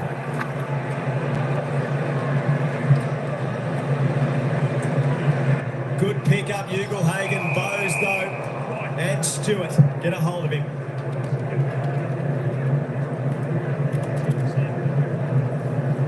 English and De Koning.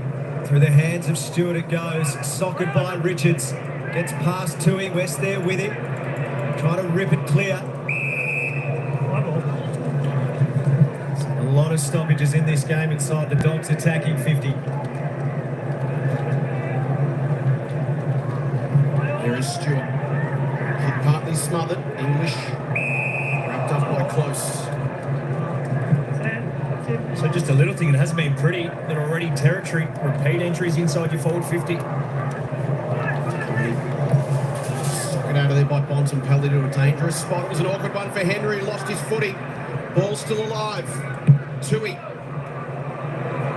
Back to 50. Lob. Treloar lost his footing as well. Down goes Manna. So Lingy, we've talked about it being a contest-to-contest kind of game, which doesn't suit the Cats. What can they do? Well, they've got to embrace the contest, though, Jays. Even if it doesn't suit them fully, tonight is going to be played like that. They've got to outnumber around the contest, surge the ball forward, and whenever they do get that opportunity, their efficiency can come into play then, but you can't shy away from it. Tonight is purely about the contest. Dale pumps it back inside 50 almost. Tui just reefed it away. Bontempelli off the right, it was touched, and it clunks into the post. Dogs threatening again. Yeah, they are, and just continuation of that second quarter, really. Just field position, contest, repeat entries. Geelong are going to have to get busy around the ball. Jure attacked it, punched it to Richards, to Bontempelli, couldn't quite handle it. Feeds it up though. Liberatore, Treloar. Latham Vandermeer gets a look at goal, and he has missed as well. That is 6 consecutive behinds in this game for Luke Beveridge's side. And for the Cats, you're not going to solve the problem straight away. It's going to be a continuation of making the right decisions, doing the right things, so that you can get field position back in your favour. Duncan to Bowes. Here we go. A chance for the Cats off half back. Bit of time and space. One of the few times tonight. Holmes doesn't hit the kick though, and away comes Dale. Rockets back the other way, only momentarily. Max will get another opportunity. Hands it off to Bowes. He drives it inside 50. Rowan engages with Karmas. Mob, like a seasoned defender, belts it to the line. And Daisy, over the last 3 weeks, Geelong have changed up their game to a kick mark, uncontested style. It's worked really well for them. It's to turn the season around, but now they've just got to adapt again, right? They do, and we've seen a little bit of that tonight, that they haven't really wanted to take the kick handball option. It's been a lot more kicks to handball. The Western Bulldogs gone the other way. You see already there, a couple of overlap handballs mean they've got some good territory, got it out their back line quickly. English knocked it down, but straight to Myers, to Dangerfield. A tumble punt towards goal, and it's through. They need something like that, the Cats, to spark them, and the captain provides it.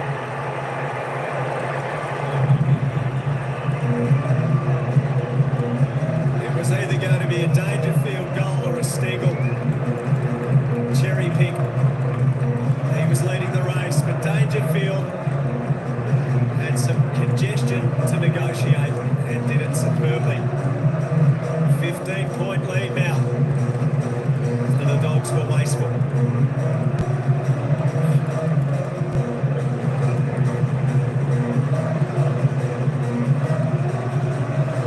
Well, it's something from nothing. Lingy said it before, you've got to embrace it. It's going to be contested, so you may as well get your big bulls around the contest. And it is the first time we've seen the Cats play with a little bit of dare out of their back line. Overlap handball. Although it seems counterintuitive, it may just be the way forward. I'll get another option here with a free kick to Stewart. Make it a goal from clearance. Cats just so much more efficient. It's going to be 50. Delay of game. Overhead pass. Too much hang time. You're going to give it straight back. You can't delay the play. Delay the play, you're going to give it straight back. So Tom Stewart, they stand alongside him. Does he give it off or does he go himself? His last goal, round 12 of 23 against the Dogs.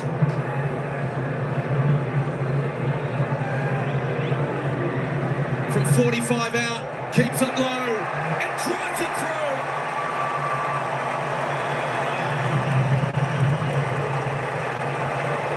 His first goal of the season, a timely one. Margin again, back to 9 points. Geelong's efficiency keeping them in the game. 2 misses at one end.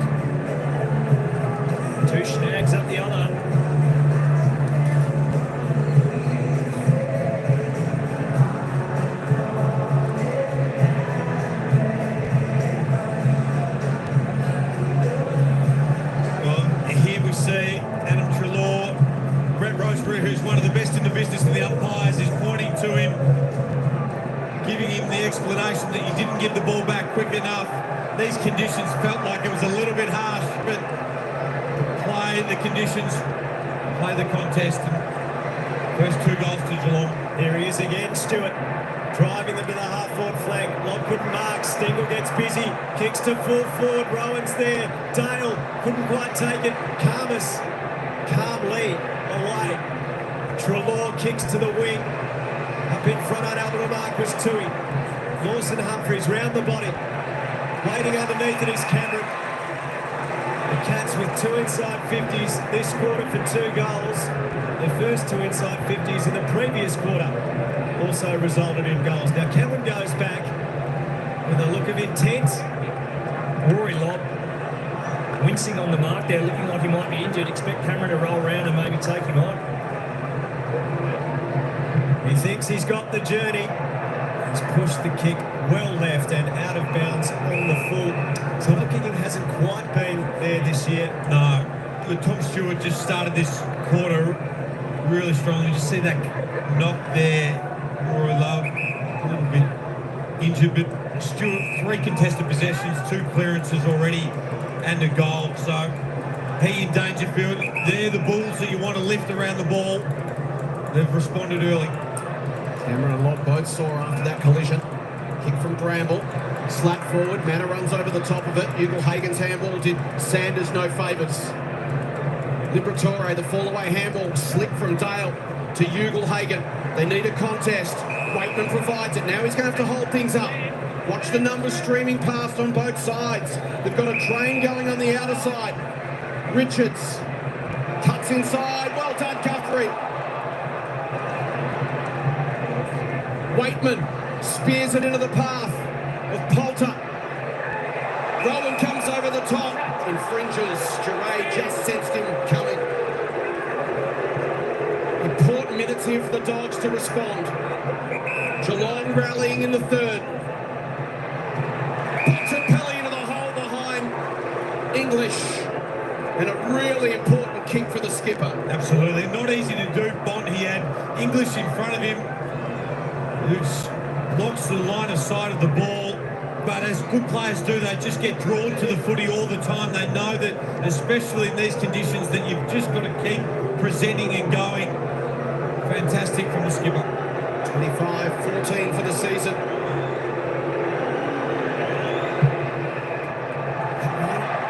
Just fades left again. Dogs leaving some points on the table here. It's a 10-point game. It's a big miss. In the context of the looks that they're getting, they're the easier ones. You'll get lucky with a couple out of packs like we saw with the Ed Richards goal, but they're the ones you have to make sure of.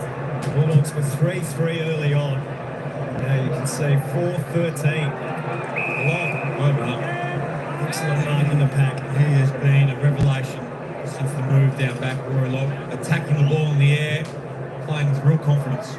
Goes to the pocket. Off the hands of Guthrie, I thought. Mark paid to Henry at the back. Jack Henry goes towards the boundary line, goes beyond the boundary line. Giray to take the free kick for the Western Bulldogs.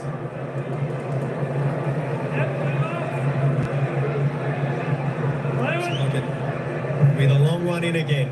Towards full forward, Jamari Ugle-Hagen comes at the contest. Giray attacked it, picked up by Nevitz. Late inclusion off Dale to Ugle-Hagen, 45 out. A squaring kick, a bouncing ball in the pocket. Close there with West for company. Just almost took him before he took possession of the ball. Boundary throw-in. It's been an important 3 or 4 minutes, though, from the Bulldogs to be able to lock it at their end. Dominated inside 50s all night. The best way for them to prevent the Cats getting momentum is to lock it at their end, but then they've got to finish the work. And they manufacture something here again. English links up with Sanders, does it well. Treloar for the finish, can waltz in an open goal, drops the football, snaps it the second time.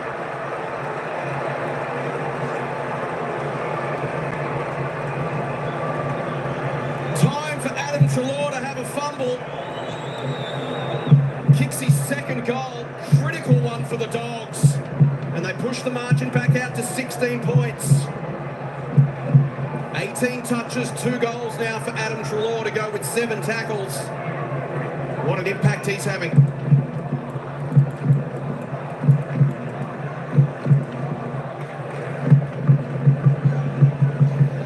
Well, this is why he's in demand. Have a look at the composure there from Tim English, from your ruckman, just to be able to find Adam Treloar on the outside, and he even had time. Just have a look at that. Fantastic. Treloar had time to fumble the ball. He was that free, and the second goal from stoppages, that's the 7th shot from a stoppage that the Bulldogs have been able to generate, and important for them to hit the scoreboard back. So obviously there had been a warning because another 666 infringement. And a Cats free kick. Blitz halves. Kicks towards Cameron. Got 2 to beat. Lob gets it to ground level. Williams hand passed it. Hit a target. Holmes tries to kick through the bodies. Lob taken by Manor. Stop Treloar. 37 and a goal against the Cats earlier this season. Last year 33 and 2, and then 31 and 1 prior to that. And as Jace mentioned, 18 and 2 goals tonight. It has caused them serious headaches. Manor. Darcy just flinging him off to the side. Stewart just positioned himself perfectly off the back of this stoppage. Going against Darcy, there is Manor. Tries to put the head down and barge his way through. And this is where Vandermeer has to be. He has to recognise that Stewart's in a dangerous position there. Has to be pushing up, or at least talking to someone, saying, Sanders immediately tackled. You see you don't just want Stewart just hanging off the back there. That's better communication. Just falling off the back of the stoppage for the Dogs. Slapped forward by Darcy, but only as far as Stewart. And there is Dale. Couldn't control it. Opens the door. Dempsey over the top. Close gets the goal.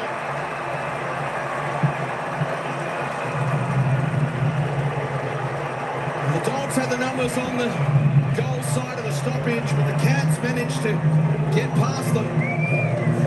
Quick response from Geelong, and it's back to a 10-point game.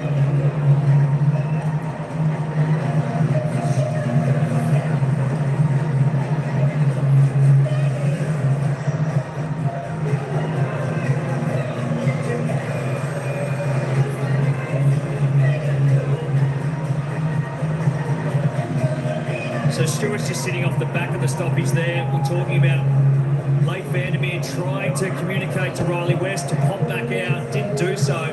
Slight reluctancy to roll up they were, because they also had Tui, the Cats, out the back. So didn't want to generate a +2. But that slipped a little bit of play there.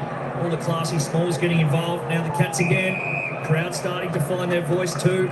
You can see just every time, every moment the Cats are winning, starting to energise them as a group that wasn't there in that first half. Closest kick goals in 11 consecutive games. Humphreys.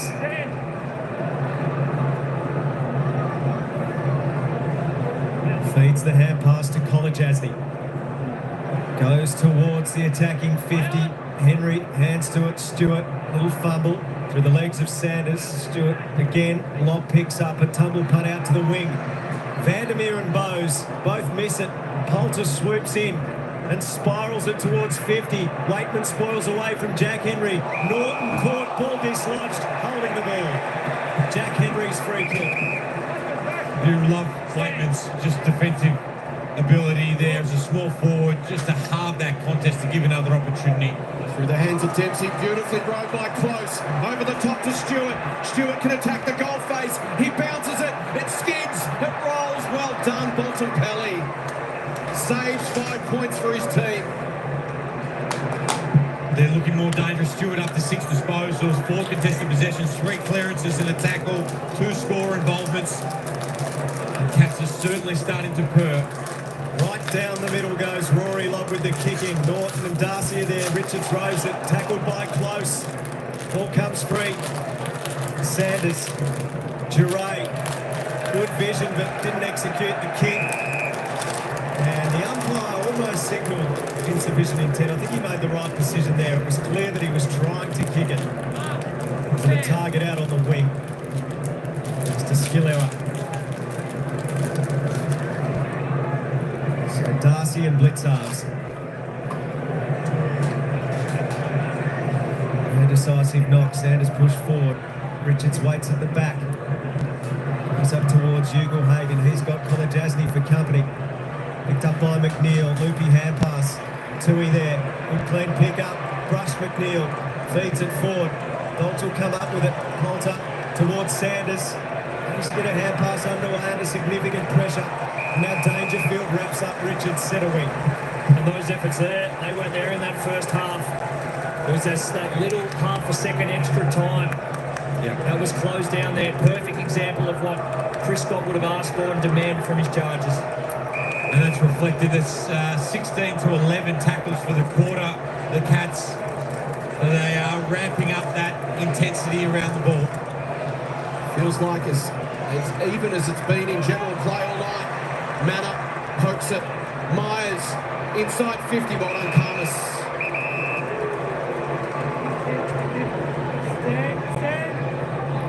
Said at the start of the night it was going to be a revealing evening. We're going to learn a lot about the Bulldogs in the next quarter and a half.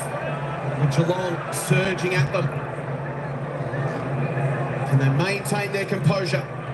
Will their system hold up? Colin Jasny gave it off to Blitzarves, but Bramble in best position. How bold is he with the football? Thought momentarily about the switch. He's got Dale shaping up in the middle of the ground. Instead, he'll take the conservative option and hit Waitman with a beautiful kick.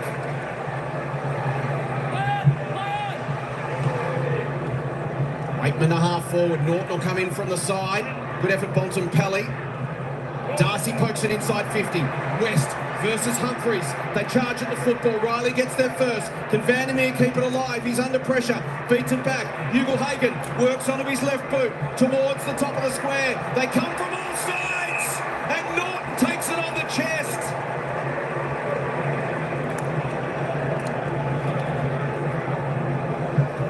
Just watch this mark again. Courage. Good concentration. Great concentration. But it's a want to put yourself in harm's way. This is the biggest kick of the night. Concentration required for Norton. And he slots it.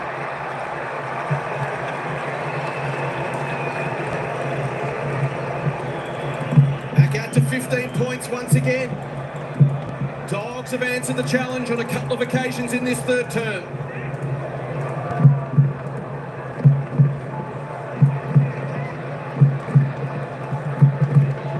Key forwards have had a real influence tonight.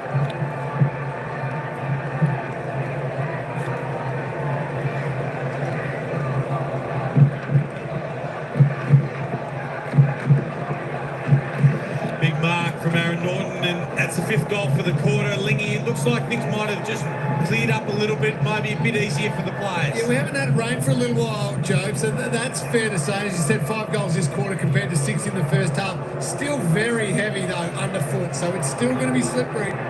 Holmes into the middle, gets Geelong going forward. Giray, Bulldog defence standing up.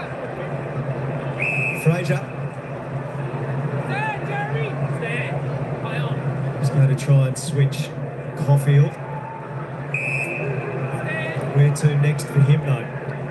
And that's the issue on a night like this, when you can't continually roll and flow. They're now going to have to go long down the line, and Geelong should have an outnumber. So Norton with Colin Jasny for company. Norton knocked it to the back. Ugle-Hagan's hand pass to Sanders. That's a beauty. Releasing Vandermeer. Away to Poulter. He's got Darcy over the top. Waitman going back towards goal. Perfect kick. A giant of a man with the skills of a 6'2" centreman. And that's why you can play these bigs and get with each other, because of how effective they are at ground level and the skill set they have. You have a look at Darcy. One-step kick for a guy that size to be able to get Waitman lace out. That is extraordinary. Waitman's been in good goal-kicking form since he returned from the elbow injury, and he curls it through. And the Bulldogs get a little bit of bang for buck. Back-to-back goals.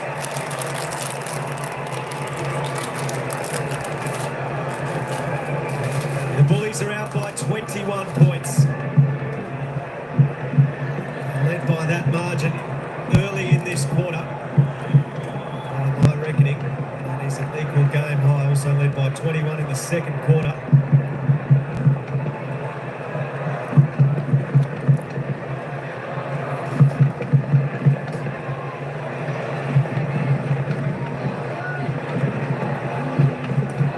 Have a look at Aaron Norton's contest here.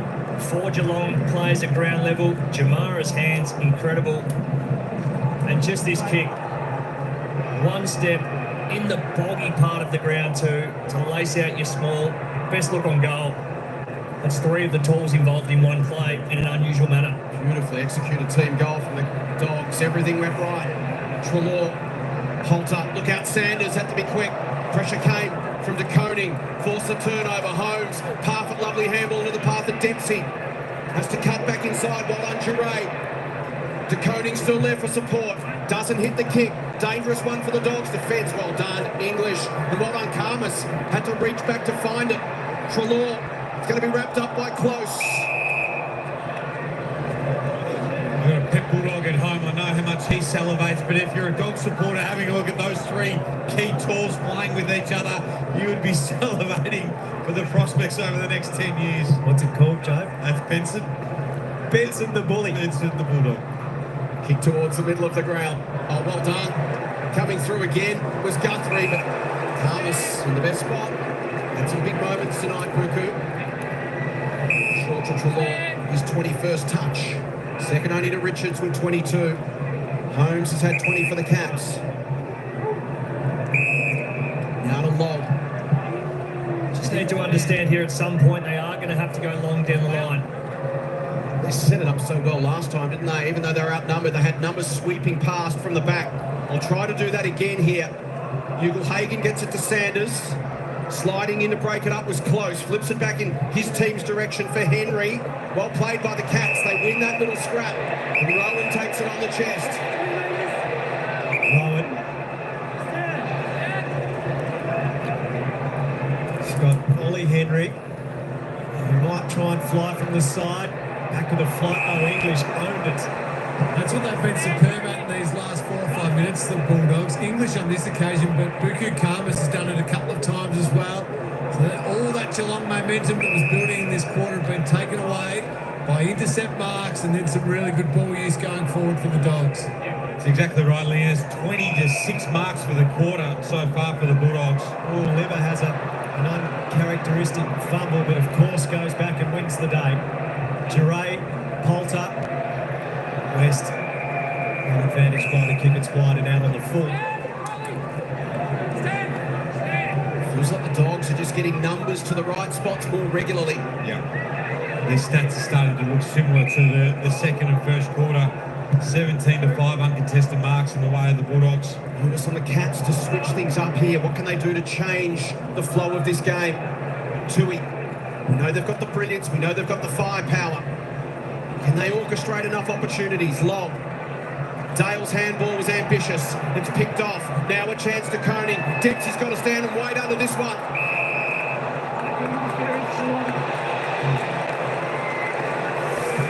Joe, not convinced. I'm not sure that he made. I'd like to see it again, whether or not he actually made contact. There's nothing in it. The taking your eyes off the ball was the only thing that did him in there. That was the cue, wasn't it? It's a big moment here for Ollie Dempsey. It's like 14-7 for the year. A breakout season for the youngster. Huge moment. 48 out. Hits him really well. He seizes the moment.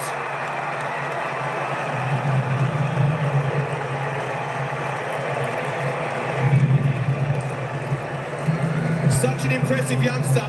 21 years of age. And again, Geelong's efficiency has been key. 20 shots to 10, but the margin just 15 points.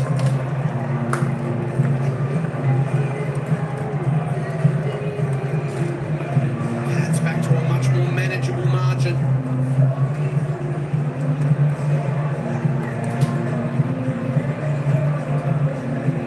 Well, I guess it depends on what sort of colours you're wearing tonight as to whether or not you think that's a clear free kick. There wasn't a whole lot that was done to impede the actual marking attempt or ability to launch at the ball. to the letter of the law it was there, but on nights like this, I'd be happy to see that ball was play on. Stewart the clearance, Fraser attacked it and cut a line. Took meterage and drives it in the Norton direction. Punched away by Kolajasny. Richards is there. Goes to ground. Toe poke from Bonds. Liberatore sends it inside the 50. Darcy somehow looked limited chance to mark that, but somehow managed to cling on. Have a look at it. It's a mismatch in size, but that's going to be the case with anyone he plays on because just how big the frame is. But the thing you like most about it is his ability to compete at ground level as well as in the air. 21st birthday yesterday, and he's having a really, really impactful night so far. He's becoming the player very rapidly that all Bulldogs fans hoped he would be. He can't finish here, but his influence has again been significant. 16 points the lead. Just on the Cats, 125 kicks they took to kick 2 goals in the game, then kicked 4 goals in their next 30 kicks. They're going to need that sort of efficiency again in this last quarter and a bit. Turay wrapped up, good tackle. And the Cats get some sort of flow in the game. Duncan out of the stoppage. Pumps it forward. Stengel came out. Caulfield with him. Through Cameron. Taken by Turay. Stewart up in front against Norton.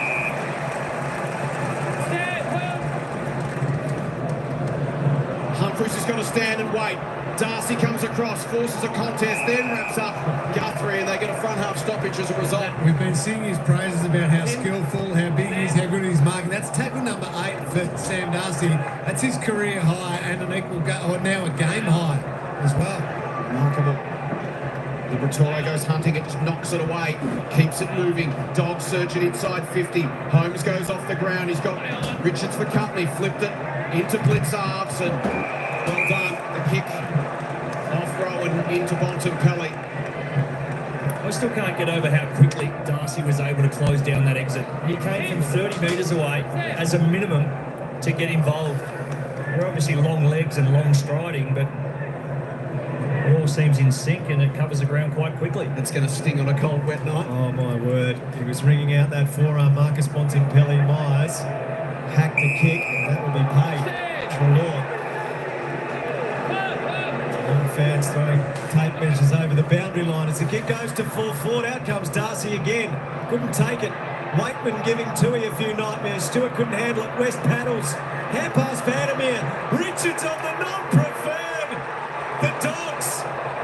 They're seizing the opportunity now. A game-high lead of 22 points.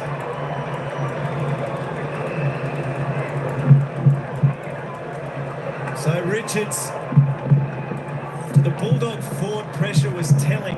He's the one who capitalises. That break now significant for the Western Bulldogs in these conditions.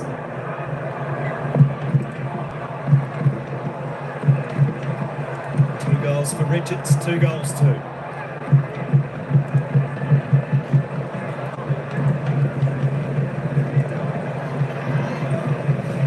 Exciting thing about the performance so far from the Bulldogs is the evenness of contribution from all players, and we see here Ed Richards, he's having a great night, but Trelaw, Ugle-Hagan, Lobb, players all over the ground are contributing, and it is being a really powerful performance from them so far. Max Holmes has been great for the Cats, his 23rd touch to 50. Rory Lobb as a defender, his see ball, get ball, it's working for him. A real nice balance on how this side is working in sync with each other, Daisy. It certainly is, and you can't underestimate on nights like this, as we've touched on, just the ability to execute the little things. It was a Marcus Bontempelli smother that kept the ball inside the forward half of the Bulldogs, and on the back of that resulting play, they get the goal from Richards. So it's been complete so far. It was a fantastic kick from Mark from Guthrie. The kick not so good, but again Norton can't slam that door shut on Geelong's fingers. Margin of 23. 8-15, 23 shots to 10. 123 points. Jack Bowes with just a friendly reminder that you can't handball the ball back into play. I think there was once upon a time where that would have been a free kick at the top, ball up at the top of this goal square. Duncan's kicks at a task for Humphries. DeConing gets it to Humphries. Tumbles it. Stengel on the end of it. Goes towards Cameron. Well placed. Can't pull it in. Lob goes to ground. And Jezza pounces and pounds it through.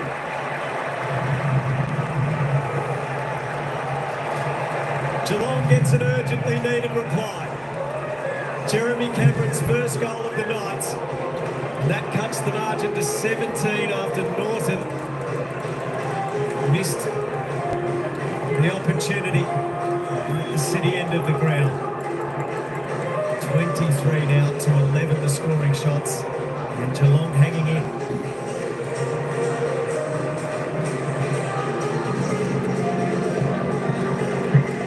Well, this is the kick that broke the whole passage of play open. Both the Cats got involved and the Bulldogs thought they had a play on it, and then from there it was scrambling defence. So the two Geelong players running into the open goal there. Cameron was the one. Roy Lobb's done a fantastic job and have to be honoured. Bloke like Jeremy Cameron, every minute of every play. Bontempelli inside 50. Norton, can he release the hands? He can. Past Ugelhagen, picked up by Liberatore. Quick snap, just past Waitman. Ricochets to Bowes. Floats to the outer side to a one-on-one. Manor keeps his feet. Well done, Dale. Duray. Stewart tracks back. Waitman over the top. Ugelhagen taking the ground. Courage there from Tom Stewart, who wore one and is sore. 18 seconds to play in this third term. Can the Dogs land a body blow? Dangerfield slaps it to close. Or can the Cats get a massive lift up? As the whistle went, no kicking of holding. It's going to be a Dogs ball, and that'll see off the danger. In fact, if Lobb can launch it, the Dogs might get one last shot. Your thoughts, Joe? No, I didn't see anything. I thought both players were doing the exact same to each other. In that case, it's play on.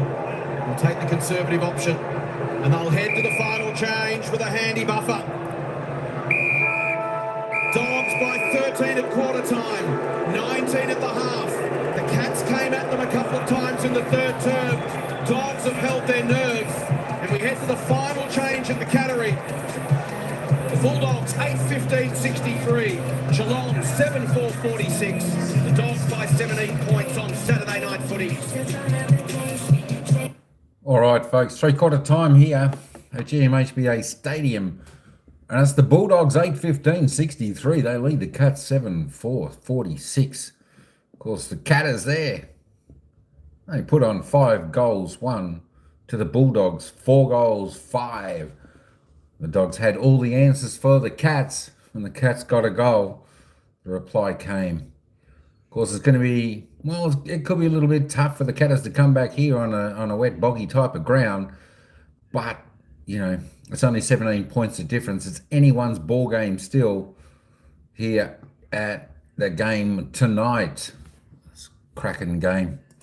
All right, let's have a look. We're at the player stats. Let's just have a look and see now who's the leading disposal getter is on the ground possession getter. That's Adam Treloar, 24, still on top. 15 kicks, 9 handballs, 4 marks, 7 tackles, 6 clearances. He's kicked a couple. He's having a great game, Adam Treloar. He's having one out of the box tonight for the Doggies.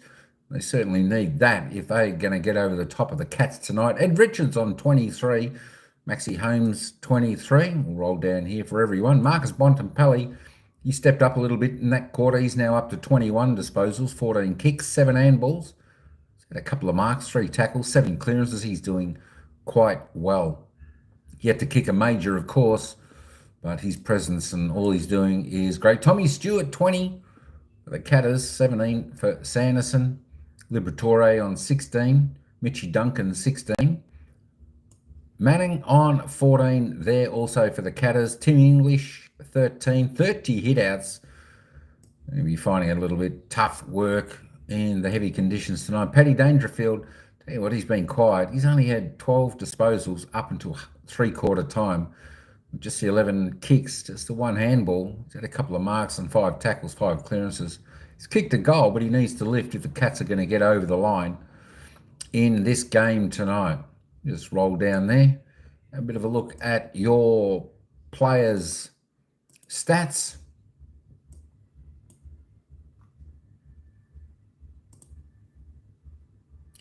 All right, let's head back up and we'll see the goal scorers. That was a little bit quick. And still we've got Adam Treloar there on 2 goals with Ed Richards. No one's kicking bags tonight, folks. It's a little bit hard and wet, slippery down on the ground there. Cody Waitman, Ugelhagen, 1 each. Tom Stewart, Stengel, Oliver Henry, Dempsey, Paddy Dangerfield, Brad Close. And of course, Jeremy Cameron kicking one late there for the Cats. Cody Waitman. I said Ugelhagen, didn't I? Aaron Norton and Sam Darcy, of course, the others for single goals for the Dogs. Just for the fantasy points, Adam Treloar on 115. He's the only one over 100. Tom Stewart's next best on 99 with Ed Richards 95. Tim English on 85. Darcy on 80. There we go. We'll be back in just a moment, folks, with the final quarter. Just a little bit of news. It's 3/4 time there over at Adelaide Oval, where Port Adelaide take on the Richmond Tigers. And it's Port Adelaide leading the way going into the final quarter. It's 12-84 Port Adelaide to the Tigers, 11-8-74. Giving it a real good crack over there. Only 10 points of difference. That's anyone's game over there. And of course, Daniel Rioli is the leading possession getter on the ground up till 3/4 time over in that game.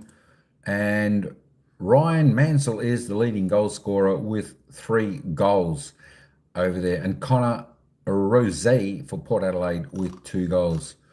So the last quarter is going to get underway in about 4 minutes over on the game there in Adelaide. But this game here is going to get underway in just a moment.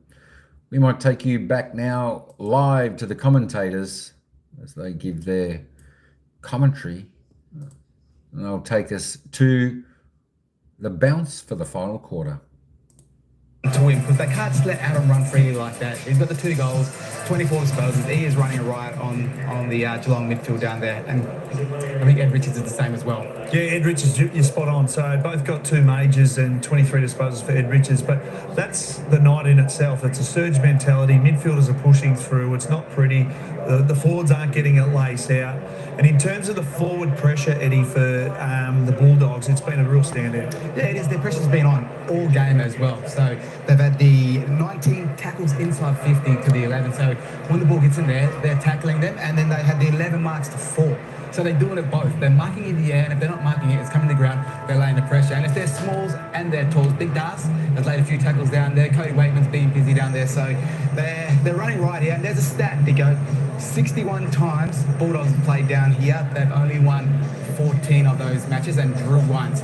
So this could be number 15 for the Western Bulldogs if they continue to go on this last quarter. But I think for the Geelong Football Club, Patrick Dangerfield, these conditions suit him. He's only had the 1 disposal this quarter, so he needs to get back on his bike. You can't let Adam Treloar, let Richards run right on him. So get the ball going forward, give your forwards the opportunity to put a score on. And you would have thought it'd be dangerous night. You know, he loves the tough, the inside game. As you can see, McRae's still not subbed into this game of football yet, so there's plenty of run to come and inside game. But the Doggies last week against Carlton, that was as good a 4/4 performance and complete performance as we've seen from them all year. So they've taken it straight down at GMHBA Stadium. They lead it only by 17, so we know it's slippery conditions. Jeremy Cameron got another major in that 3rd quarter as well. Yeah, he is. We put him on the barbecue late there in that half, and you know, that guy's only had the 1 disposal that quarter too. So if the Bulldogs are going to win this, the Geelong's going to win this game, one of their leaders, as Jeremy Cameron, has to fire as well. And there's a man that laid out last week against Carlton, back into the fold today with 24 so far. Let's head to the last quarter.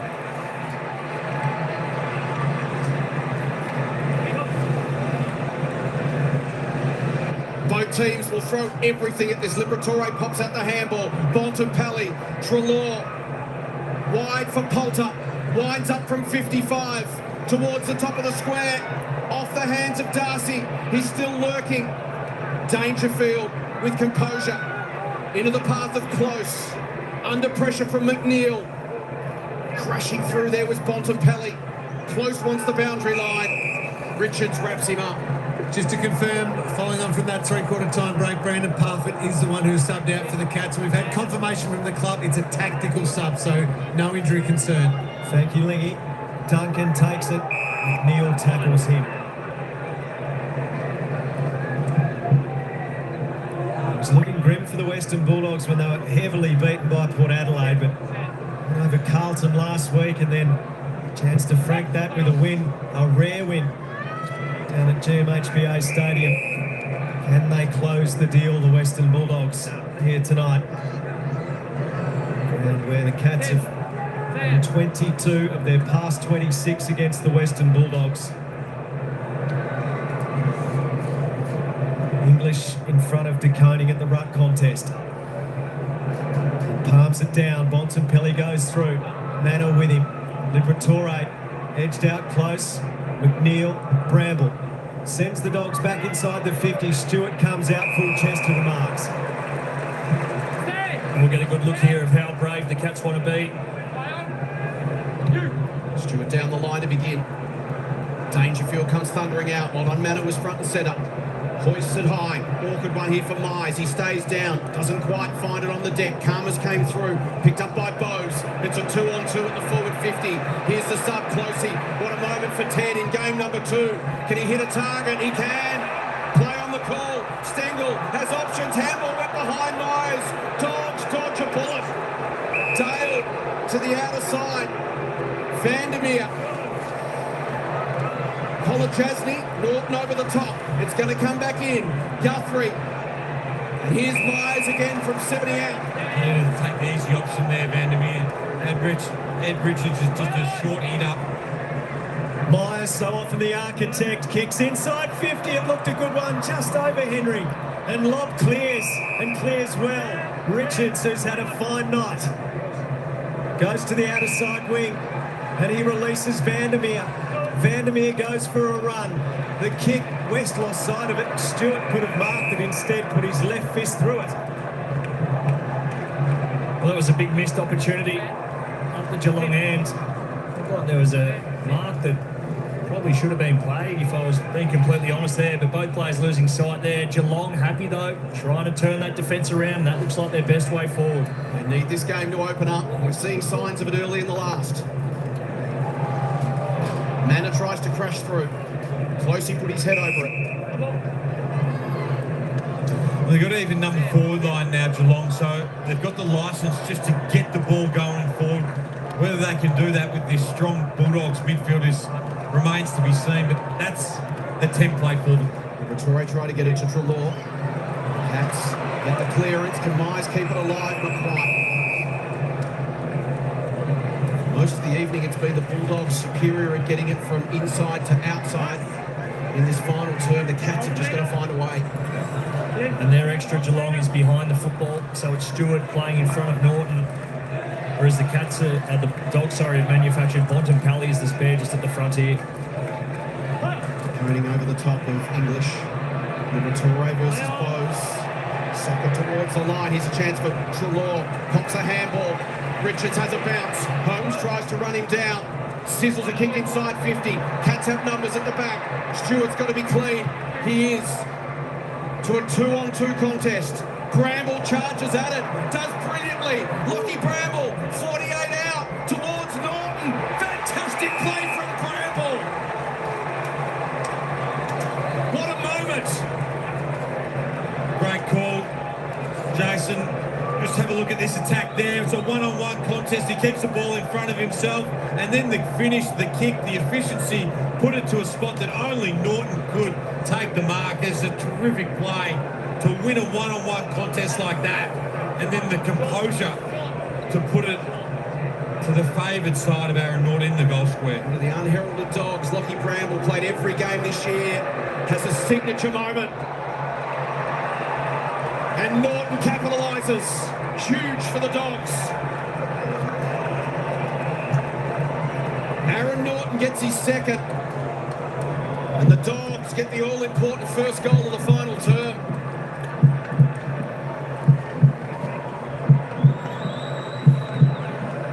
Marching back out to a game high 23 points.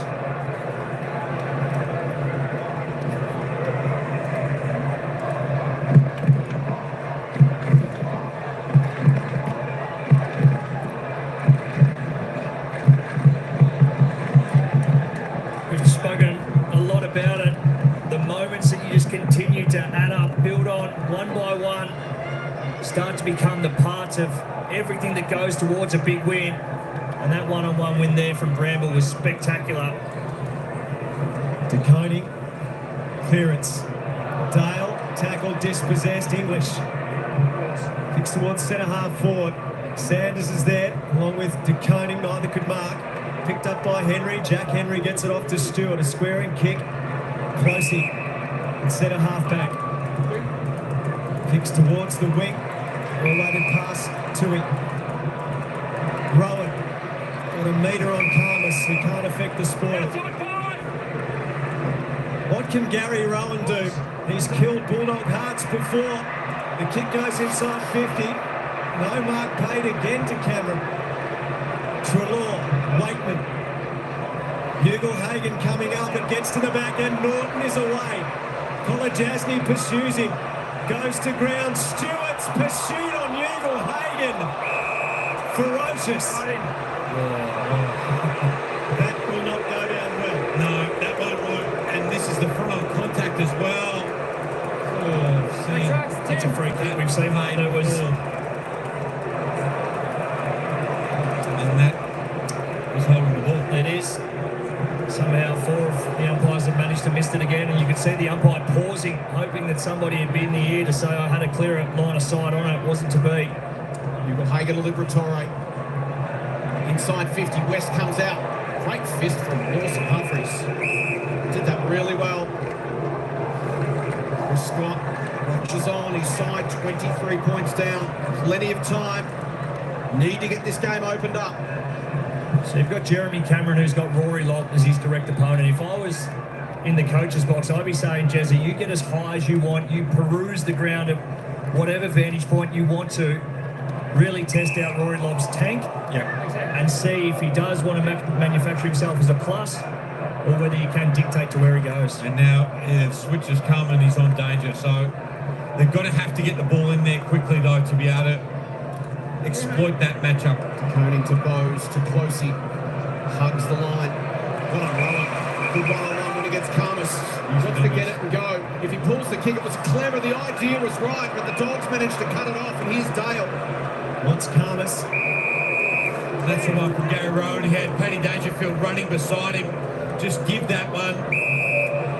He can run another 20, 30 metres at your defence and you create an overlap and find the free that way. Bailey Dale, a thumping kick around the Reg Hickey stand wing. De Koning knocks it down, but Bontempelli gets it out to Trelaw. To half forward where Humphries collects his high ball. Coulter's got to wait underneath it. Holmes up over the top. So should Geelong lose this match, it's their third defeat at GMHBA. That's the one there. You've just got to give that. You've got one of the best players in the competition running on your outside. He takes all that space in front of you and then it creates overlap, and an easy target is then being able to be identified. Bowes harassed. Holmes sunk the boot in. Umpire said play on. Then he commits the body, slaps it out. Stewart's little give was slick to Bowes.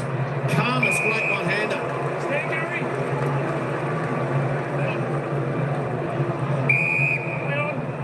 Caulfield. Some different-looking Dogs. Back half. Norton comes flashing across the screen. Well, Holmes and Stewart, not sure who wanted it. Bowes. Kolajasny. Pass the parcel there from the Cats. Close. They look to change angle. Kolajasny to Tui. He's got Stengel working hard down the line. What's next? Rowan and Henry just outside 50. Stengel heads in that direction. Rowan's going to have to go against Karmas again. A couple of big marks from Karmas. Rolling into that defensive position role really well. English to Fraser. He's got Hagen leading. quiet mark, does collect, delayed the hand pass, Bontempelli taps to his own advantage. Could the Bont seal this from 50? Bontempelli to the goal square, Darcy there. Guthrie does what he had to. It was a dangerous time for an interchange. The Cats had 3 guys all coming on at once. They almost got caught out. They just managed to get those numbers back. Bow straight up the middle. Nevitt leaves it for Rowan. 2 on 2 at 50. Who goes? It's going to be a free kick to Carnus off the ball. Dogs advantage by the mark to Caulfield, so that's why it'll be paid a little closer to their goal. Now the lob. Dogs controlling tempo right now and doing it well. And Lingy, if the conditions just cleared up a little, or is it still drizzling? Because the Dogs are using the football well. Yeah, no, it hasn't rained pretty much from just before half-time, so the ball is that little bit dry, even though it's still heavy underfoot. The Bulldogs now able to just control the ball and a chance to really seal the game. Driving kick. Against Sam Darcy. You hold his jumper. Approaching the midway point of this final turn. The Cats just have to start taking more risks, get the ball more central. Time is now for them. Gets over the back, maybe a chance. Can Holmes keep it alive? He can. No, he can't. And the umpire was right on the spot to adjudicate. Think about even bringing the spare from behind the ball back into the contest, just trying to win the contest rather than defending so deep behind the ball. Jack McRae still waiting patiently. Nevitt. Tui Sockers. Duncan feeds it forward. Picked up by Myers. His kick smothered. Comes to Blitzarves. Duncan on his left boot goes towards Cameron again. Lobb outpoints him completely. Rory Lobb. His last 5 weeks have perhaps been the finest of his footballing career. Credit to him. It is. The last 3 weeks he's taken 12 intercept marks coming into this game. Ranked equal 5th in the competition. He's taken 5 tonight, Daisy. It's been an incredible turnaround. It has. West moves towards the line. And to the coaching staff as well, to Beveridge and the defensive coaches who have said, look, this is an option that we've got to try. Sometimes injury forces you to make those changes, but you've still got to have the conviction to go with it and back the player in, and Rory Lobb's rewarded that coach's faith. Joins the list of forwards turned defenders, the likes of Liam Jones and Mitch McGovern spring to mind. Resurrected their career at the other end of the ground. Close. Manor almost dragged off the kick. Bramble, one-handed, well done by Dangerfield. Can Dempsey run onto it? Duray comes the other way. Where's the contact and gets it to the line? The Liam Jones example is probably the most ironic one, considering he's not out there tonight, but it was last chance saloon for Liam. He was in the VFL by chance. He got put back one game out of necessity, and from there resurrected his career. It's looking like the same thing is certainly going to happen to Rory Lobb, whereas a month ago there was discussions of if he was going to find another home. Dale didn't get a good piece. Manor soccers it. Closey for his first AFL goal. No. Still need to keep pressing Geelong. Keep asking the question. There's enough time. We know how efficient they can be when they go forward. Better off dying wondering. Bramble to Norton.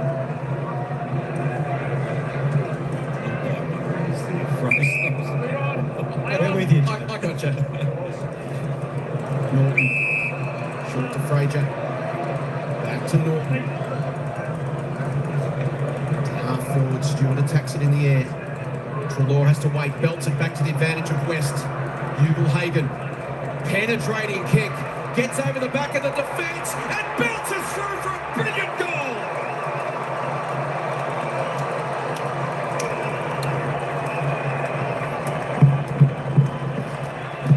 Brilliant finish. Jamari Ugle-Hagan, his second of the night. Margin out to 29 points.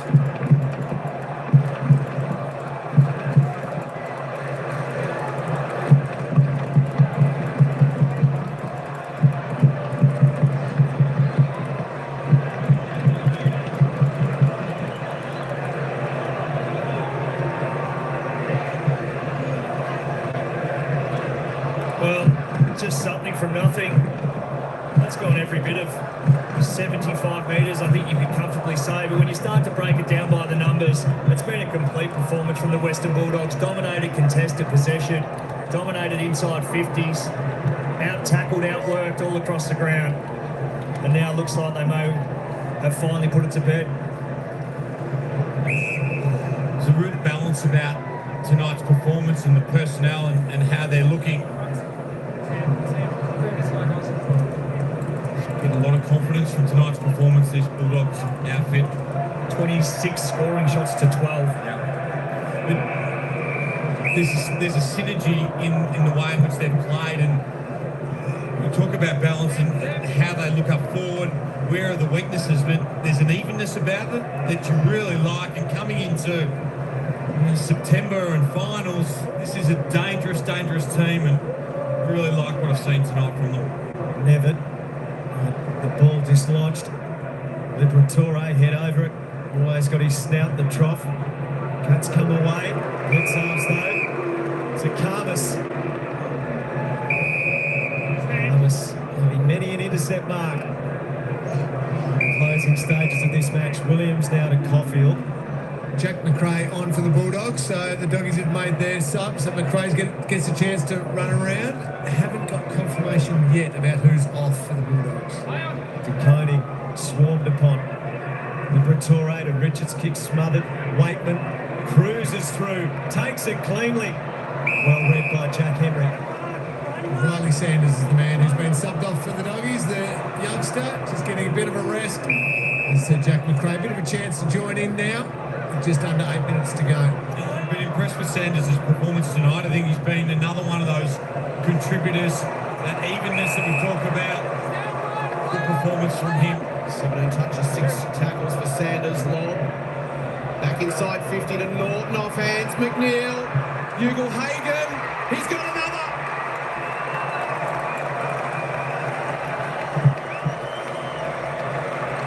Three goals for Jamara. And the Dogs up by 35 points.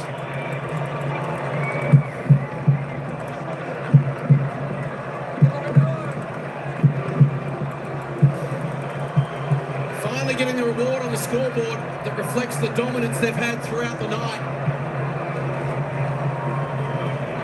Kicked 3-1 in this final term.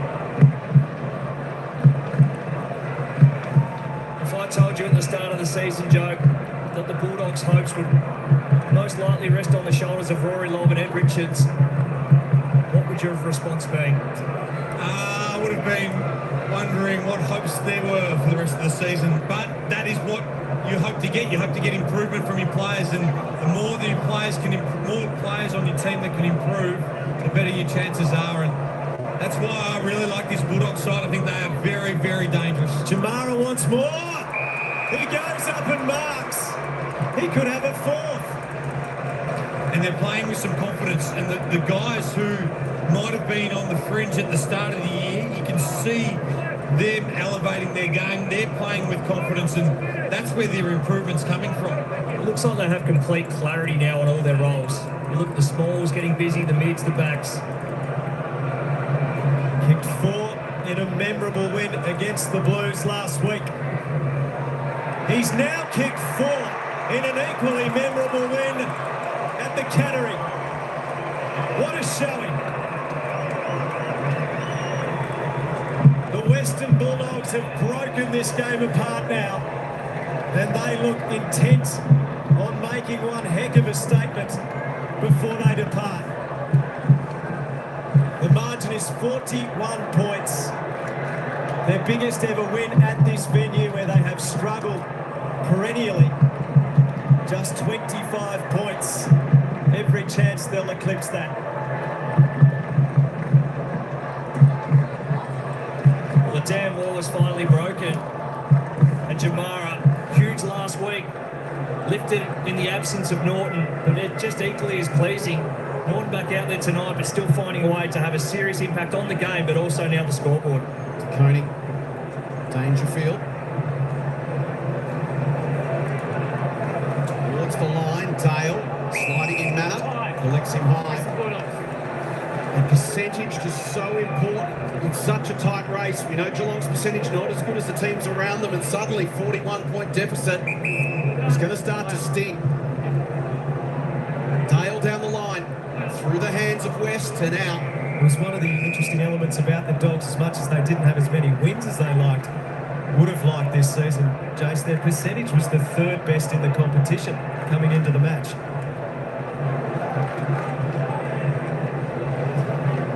Just over 6 minutes to play. Coney feeds to Nevin. Couldn't get a clean swing at it. McRae, the sub, smothered off his boot from Manor. Goes back to try and find it again. Duncan now. They just surge it forward. West takes out Humphrey's legs. A bold prediction for you, Daisy, that we see a repeat of the 2016 Grand Final. What's your prediction? That's my prediction. Wow, all right. So say what? That would be lovely. Heard it here first from Joe Watson. Round 19. 2 minutes past 10 local time at GMHBA Stadium. Oh, listening to that. There's been a plunge. Daisy knows all about that. So Cameron held up. So Chris Scott, who's done a terrific job of moving things around when Cats had started so brightly, 7 wins, had a flat patch, lost 6 of their next 7. Turned it around, won 3 in a row. Again, he'll have to find the tonic to get the Cats purring again. Gonzalez gets rid of English. Snaps goalward. This is right.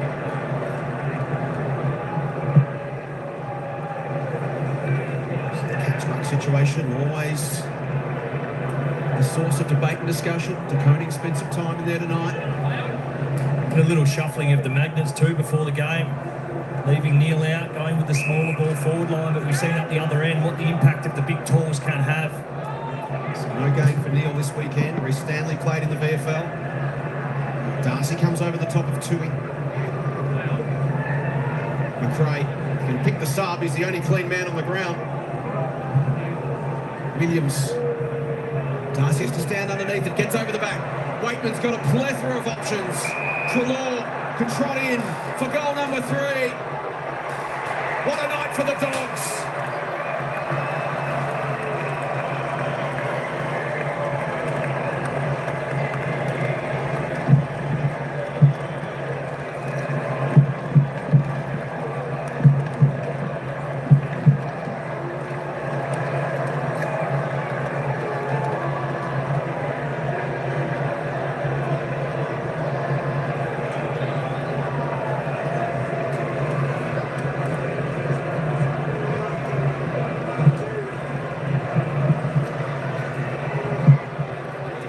Have a look at the outnumber goal side there from the WB boys, the Western Bulldogs. Just loving this. The real party time feel when everything starts to go your way. Hasn't he been good all night, Adam Trelaw? Yeah, he was, especially when that game was really in the balance, but also the conditions were a lot less conducive to good ball handling. Yeah. He was the one, a bit of class through there. Free kick, 666. Stand 10. Second one of these for the Cats in the game. It's on Trelaw. It's a career high equal 3 goals. He's now done it 8 times. Fraser, as if the leading forward comes out and marks on his chest. He's another I've been really impressed with tonight. Fraser just playing his role really well. Makes some really good decisions. Adjusted well, positioning's been good, flown when he has had to, impacted when he has had to, and it's been a really strong back 6 performance from the Bulldogs. Just a little RFI for that one you'll learn from Stengel, where he could have bodied instead of making it a running race back towards goal. Gray towards Darcy. Neil, his hand pass slapped down by DeConing. So the Dogs to play Sydney at the SCG next Sunday afternoon. Geelong head down to Hobart to take on North Melbourne at Lunston Arena on Saturday, Arvo. Very contemplative at the moment, Chris Scott. Craig released releases Trelaw for possession number 30. He has monstered the Cats in recent times. Kolajasny takes a good defensive mark. To Duncan. Short to Humphries. Just to spread it wide. Frazier. Under pressure from Guthrie. Vandermeer. Hardly smothered by Bowes. Guthrie turns into some traffic. Gets rid of the handball quickly. Stewart to Myers. Up the middle, Closey's his target. Well done, Trelaw. Got a hand in. Socket forward by Duncan. Didn't make great contact. Closey did well.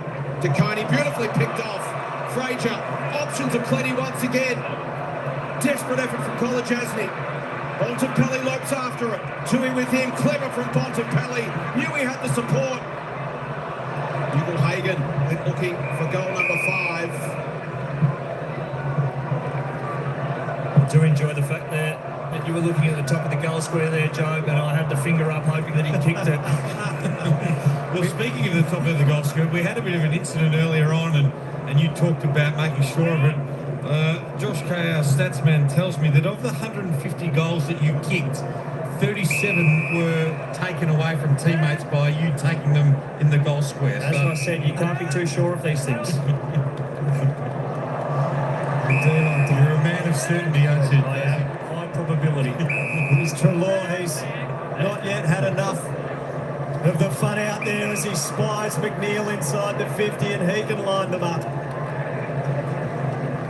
This is now been comprehensive from the Western Bulldogs. They have led for the entirety of this game and they are going away with it, getting real reward for effort now. I think regardless of the scoreline, as long as it was a win, we're going to say it was comprehensive. Yeah, because they like that, dominated for large portions, but now they're getting the dominance on the scoreboard. McNeil up and under, didn't make good contact. English in the square. It goes up.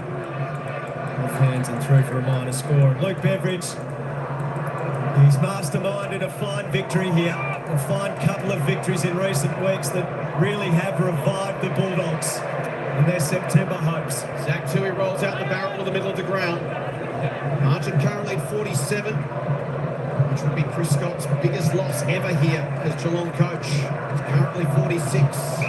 Bowes, defend and gone.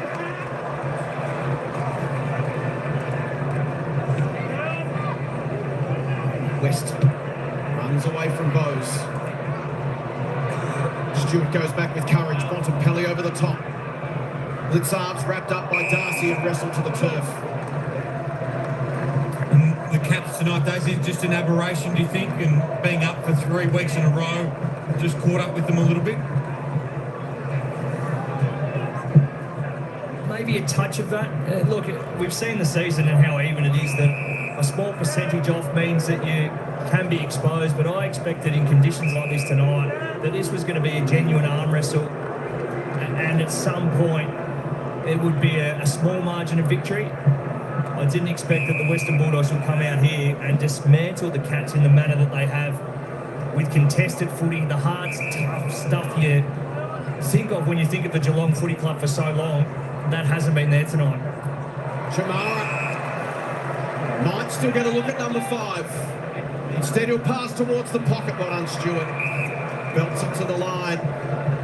Just under 20 seconds to play. There's Adam Trelaw, 31 touches, 3 goals.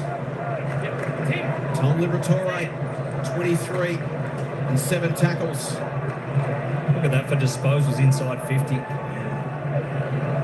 There's so much more ball. The ball's just lived in their forward half, isn't it? Gray can't get away from Nevitt. To almost have 60% in your forward half over a whole game, that is dominant. Dangerfield flings it out. Bontempelli tries to keep it moving. McRae taken down by Closey. Thanks, Jack.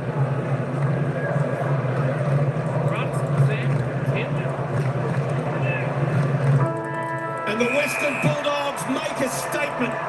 They've knocked off the 2nd and 3rd place teams in the past 7 days.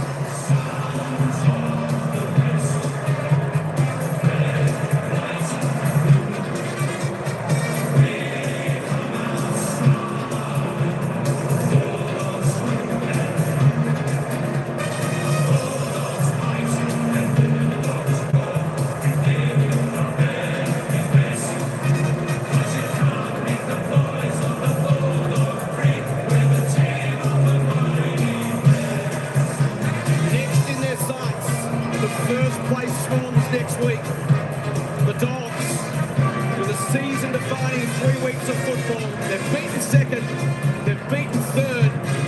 Next week, they take on the top of the table ladder leaders. But they do so on the back of a 47-point win. The Bulldogs 13-17-95 defeat Geelong 7-6-48.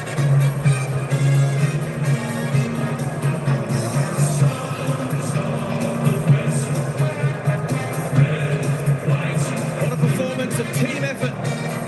Cameron Lee with their skipper, Marcus Bontempelli. It was a team effort, Jace. You're absolutely right. Congratulations on the win. Can you talk us through the importance to be able to come down here and really dismantle the Cats on their home deck? Yeah, I mean, we haven't done it, too often in my history at the football club. It's always a really hard place to win. And I think we just came with the right attitude. I mean, the conditions in the end forced you to play a certain way, real scrappy type of effort.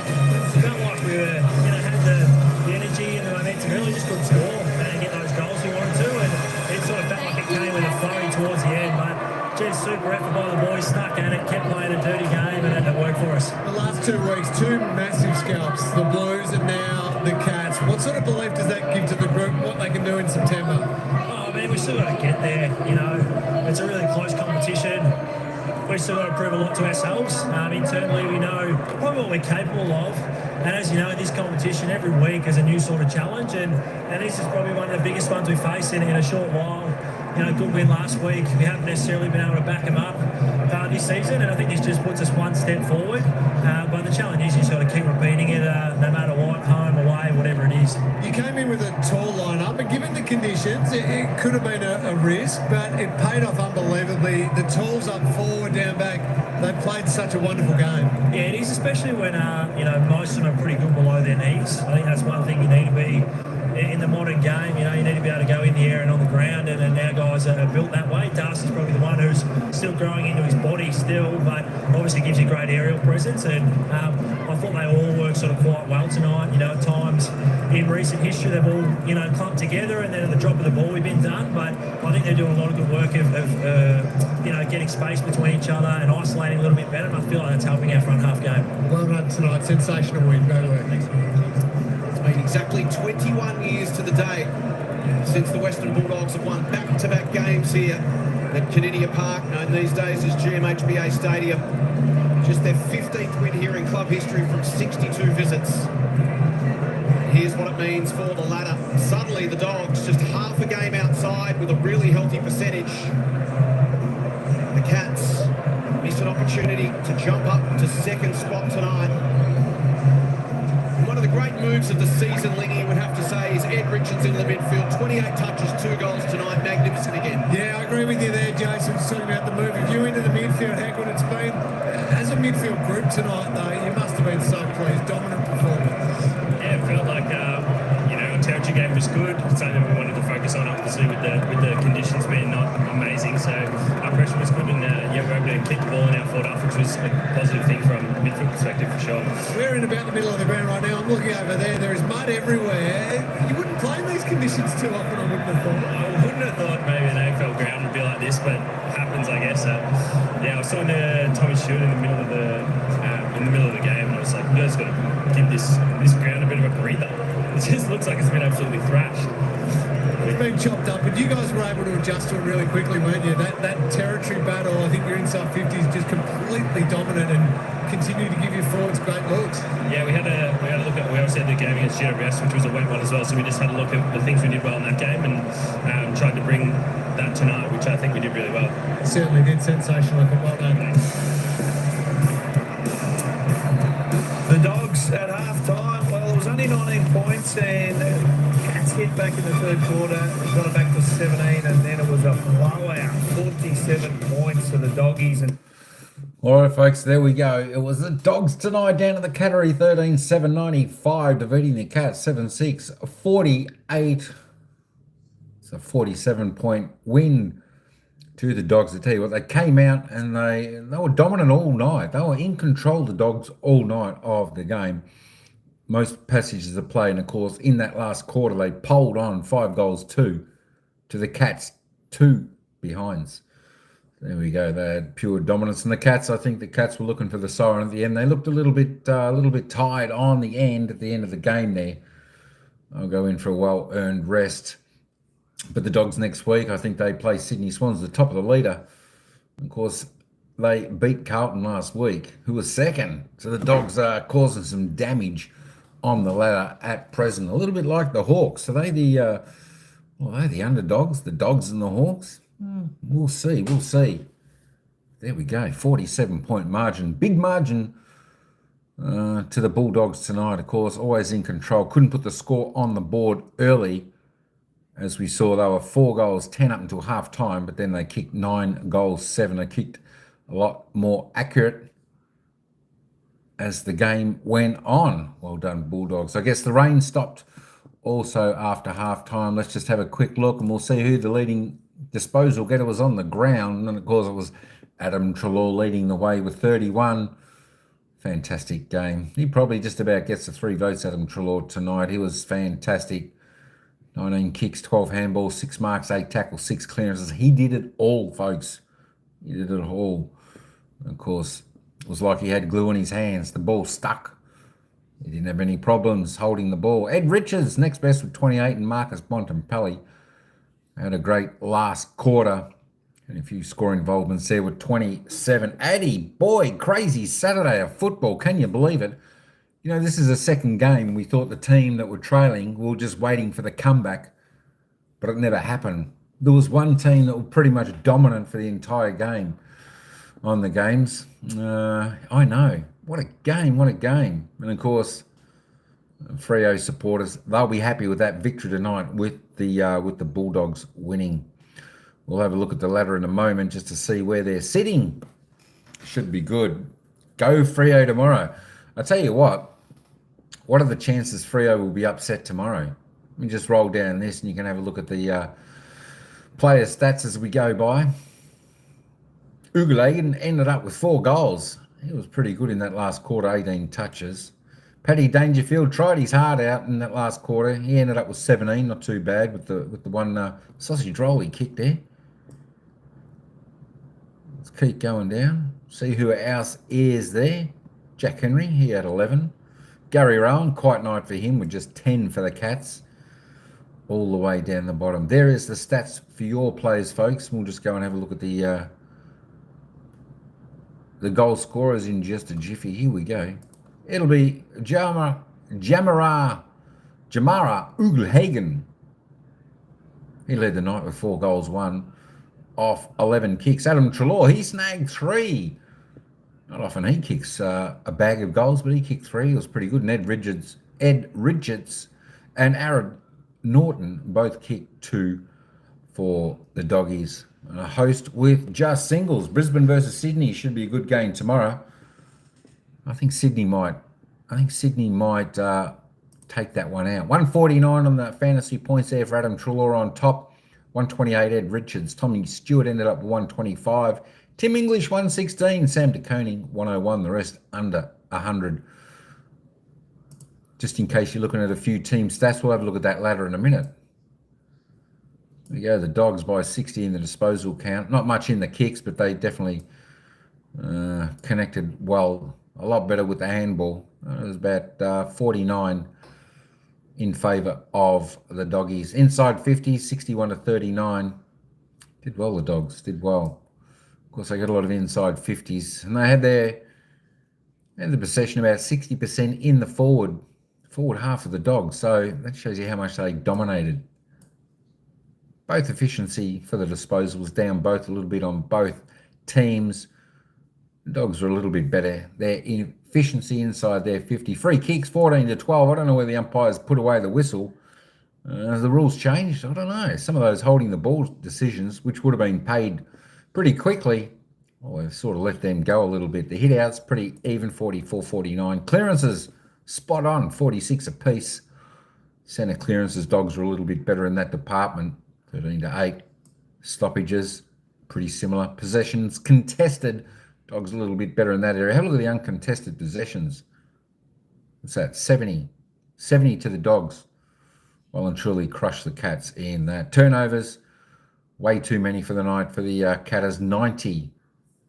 That's 22 above their season average. And the Dogs, 13 above their average. Still not too bad.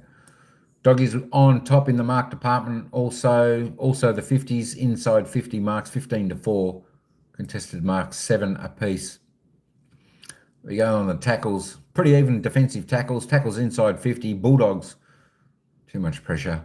They just applied the pressure most of the night there. We go the 1%ers, pretty much similar. Over to the ladder now. Where does that take the Western Bulldogs? Let me just reload that. And while I just say that, the around the ground score, let me just have a little bit of a look at that. We had the other game played there tonight. Adelaide Oval was Port Adelaide versus Richmond. Of course, Port Adelaide won that 116 to Richmond 75. There we go. 41-point victory. Port Adelaide pulling away at the end. We have a look at the ladder now. There's the Western Bulldogs. They move up into 9th spot now, Eddie G. 117%. They picked up a bit of percentage tonight. They beat Carlton, who's sitting second. They beat Geelong. There we go. Tell you what, they could be a team to look out for. Only a half a game outside the top 8. Big chance to get in, as are Hawthorn, the two teams that are there to watch for the inside team. Freo has to win tomorrow. No doubt about that. Of course, tomorrow's games, we've got Brisbane versus Sydney. Interesting games. Interesting games. And I think Fremantle, I think your team, Eddie G, you're hoping Sydney wins, so Brisbane stay there and you can leapfrog them. If you happen to beat Melbourne, can you believe it? If Melbourne win, they'll leapfrog and that'll push Freo down. But I'm not sure whether I can see that happen. But that being said, I tell you what, that is going to be one cracking game, Fremantle and Melbourne over at Optus Stadium in Perth. And of course, the final game of the round, we've got Carlton, who are sitting second. They play North Melbourne second bottom. North Melbourne might give Carlton a little bit of a run for their money, but I think Carlton will be too strong. And of course, next week for Geelong, they play North Melbourne. So we expect the Cats to bounce back in a hurry next week. And the Bulldogs next week, they got the Sydney Swans, who are on top of the ladder. So that's going to be a big, big challenge for them. There we go. Tell you what, the ladder's looking, look at that. Between 2nd and 11th, there's one game in it. Who's going to make the top 8? That's the question. That is the $1 million question. I think it's fair to say Sydney will be the minor premiers this year. What are they? 2.5 games clear. 3 games clear. 3 games clear they are. There we go, 3 games clear. They've only lost 3 games for the season. And it's a battle between 2nd to 11th. Who's going to get that 2nd spot, the first home final when it comes? Well, Dogs can beat 2nd and 3rd, but Essendon can't beat 14th. I know. Can you believe it? But do you know what, Bell? Adelaide's form has been not too bad over the past couple of weeks. It just goes to show that the competition this year is very, very even. You know, outside of the bottom 3 teams, anyone can beat anyone. The top 15 teams, they're all pretty good there. They are all pretty good, all pretty strong. So it should be, I'm really looking forward to Loving Pies being 13. I know. But that's what happens, Eddie G, when when you got full of injuries, and they've had injury woes the whole way through the season pretty much.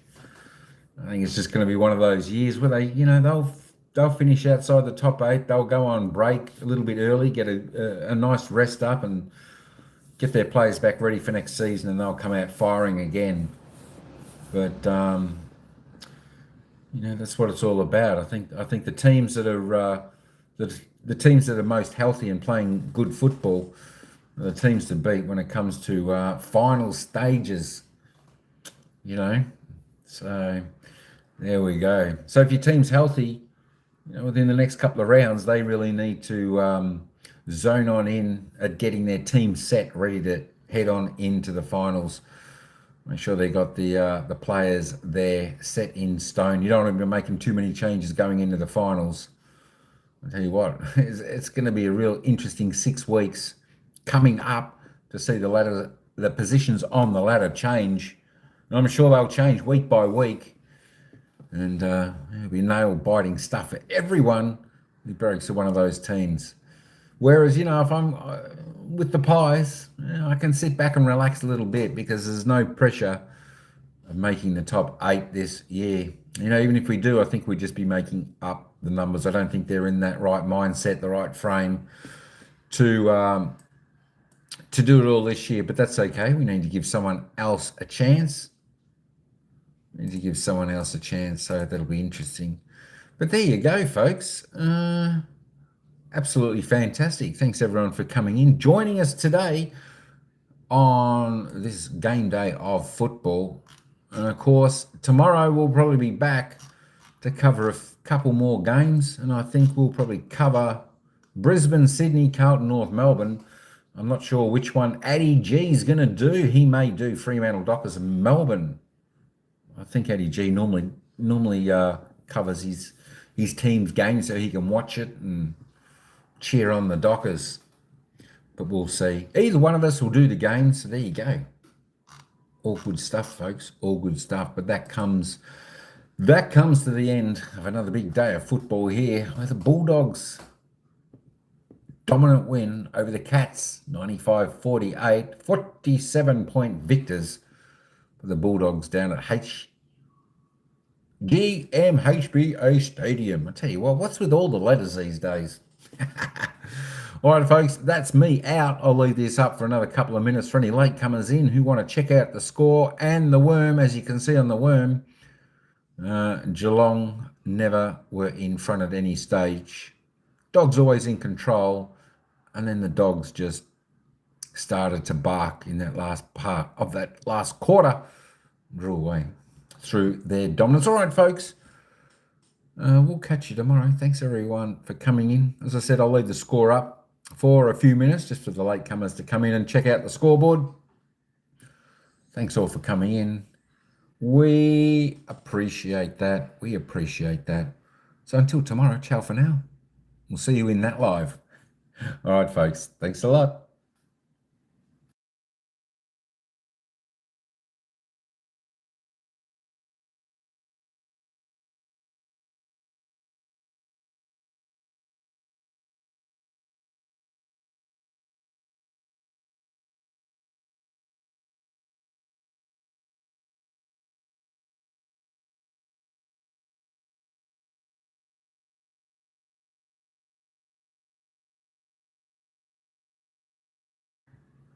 And of course, just before I go, I did not mention the poll, the votes we had, who was going to win the game tonight. Of course, we had the poll completed at 38 votes. We had 55% of the poll. They went for the winning team tonight for the Western Bulldogs. 44% went for the Cats. As I always think, where did that other 1% go to? I don't know. Maybe it was 55.5 and 44.5. But there we go. The poll got it right. Again tonight. Well done to all the folks who voted.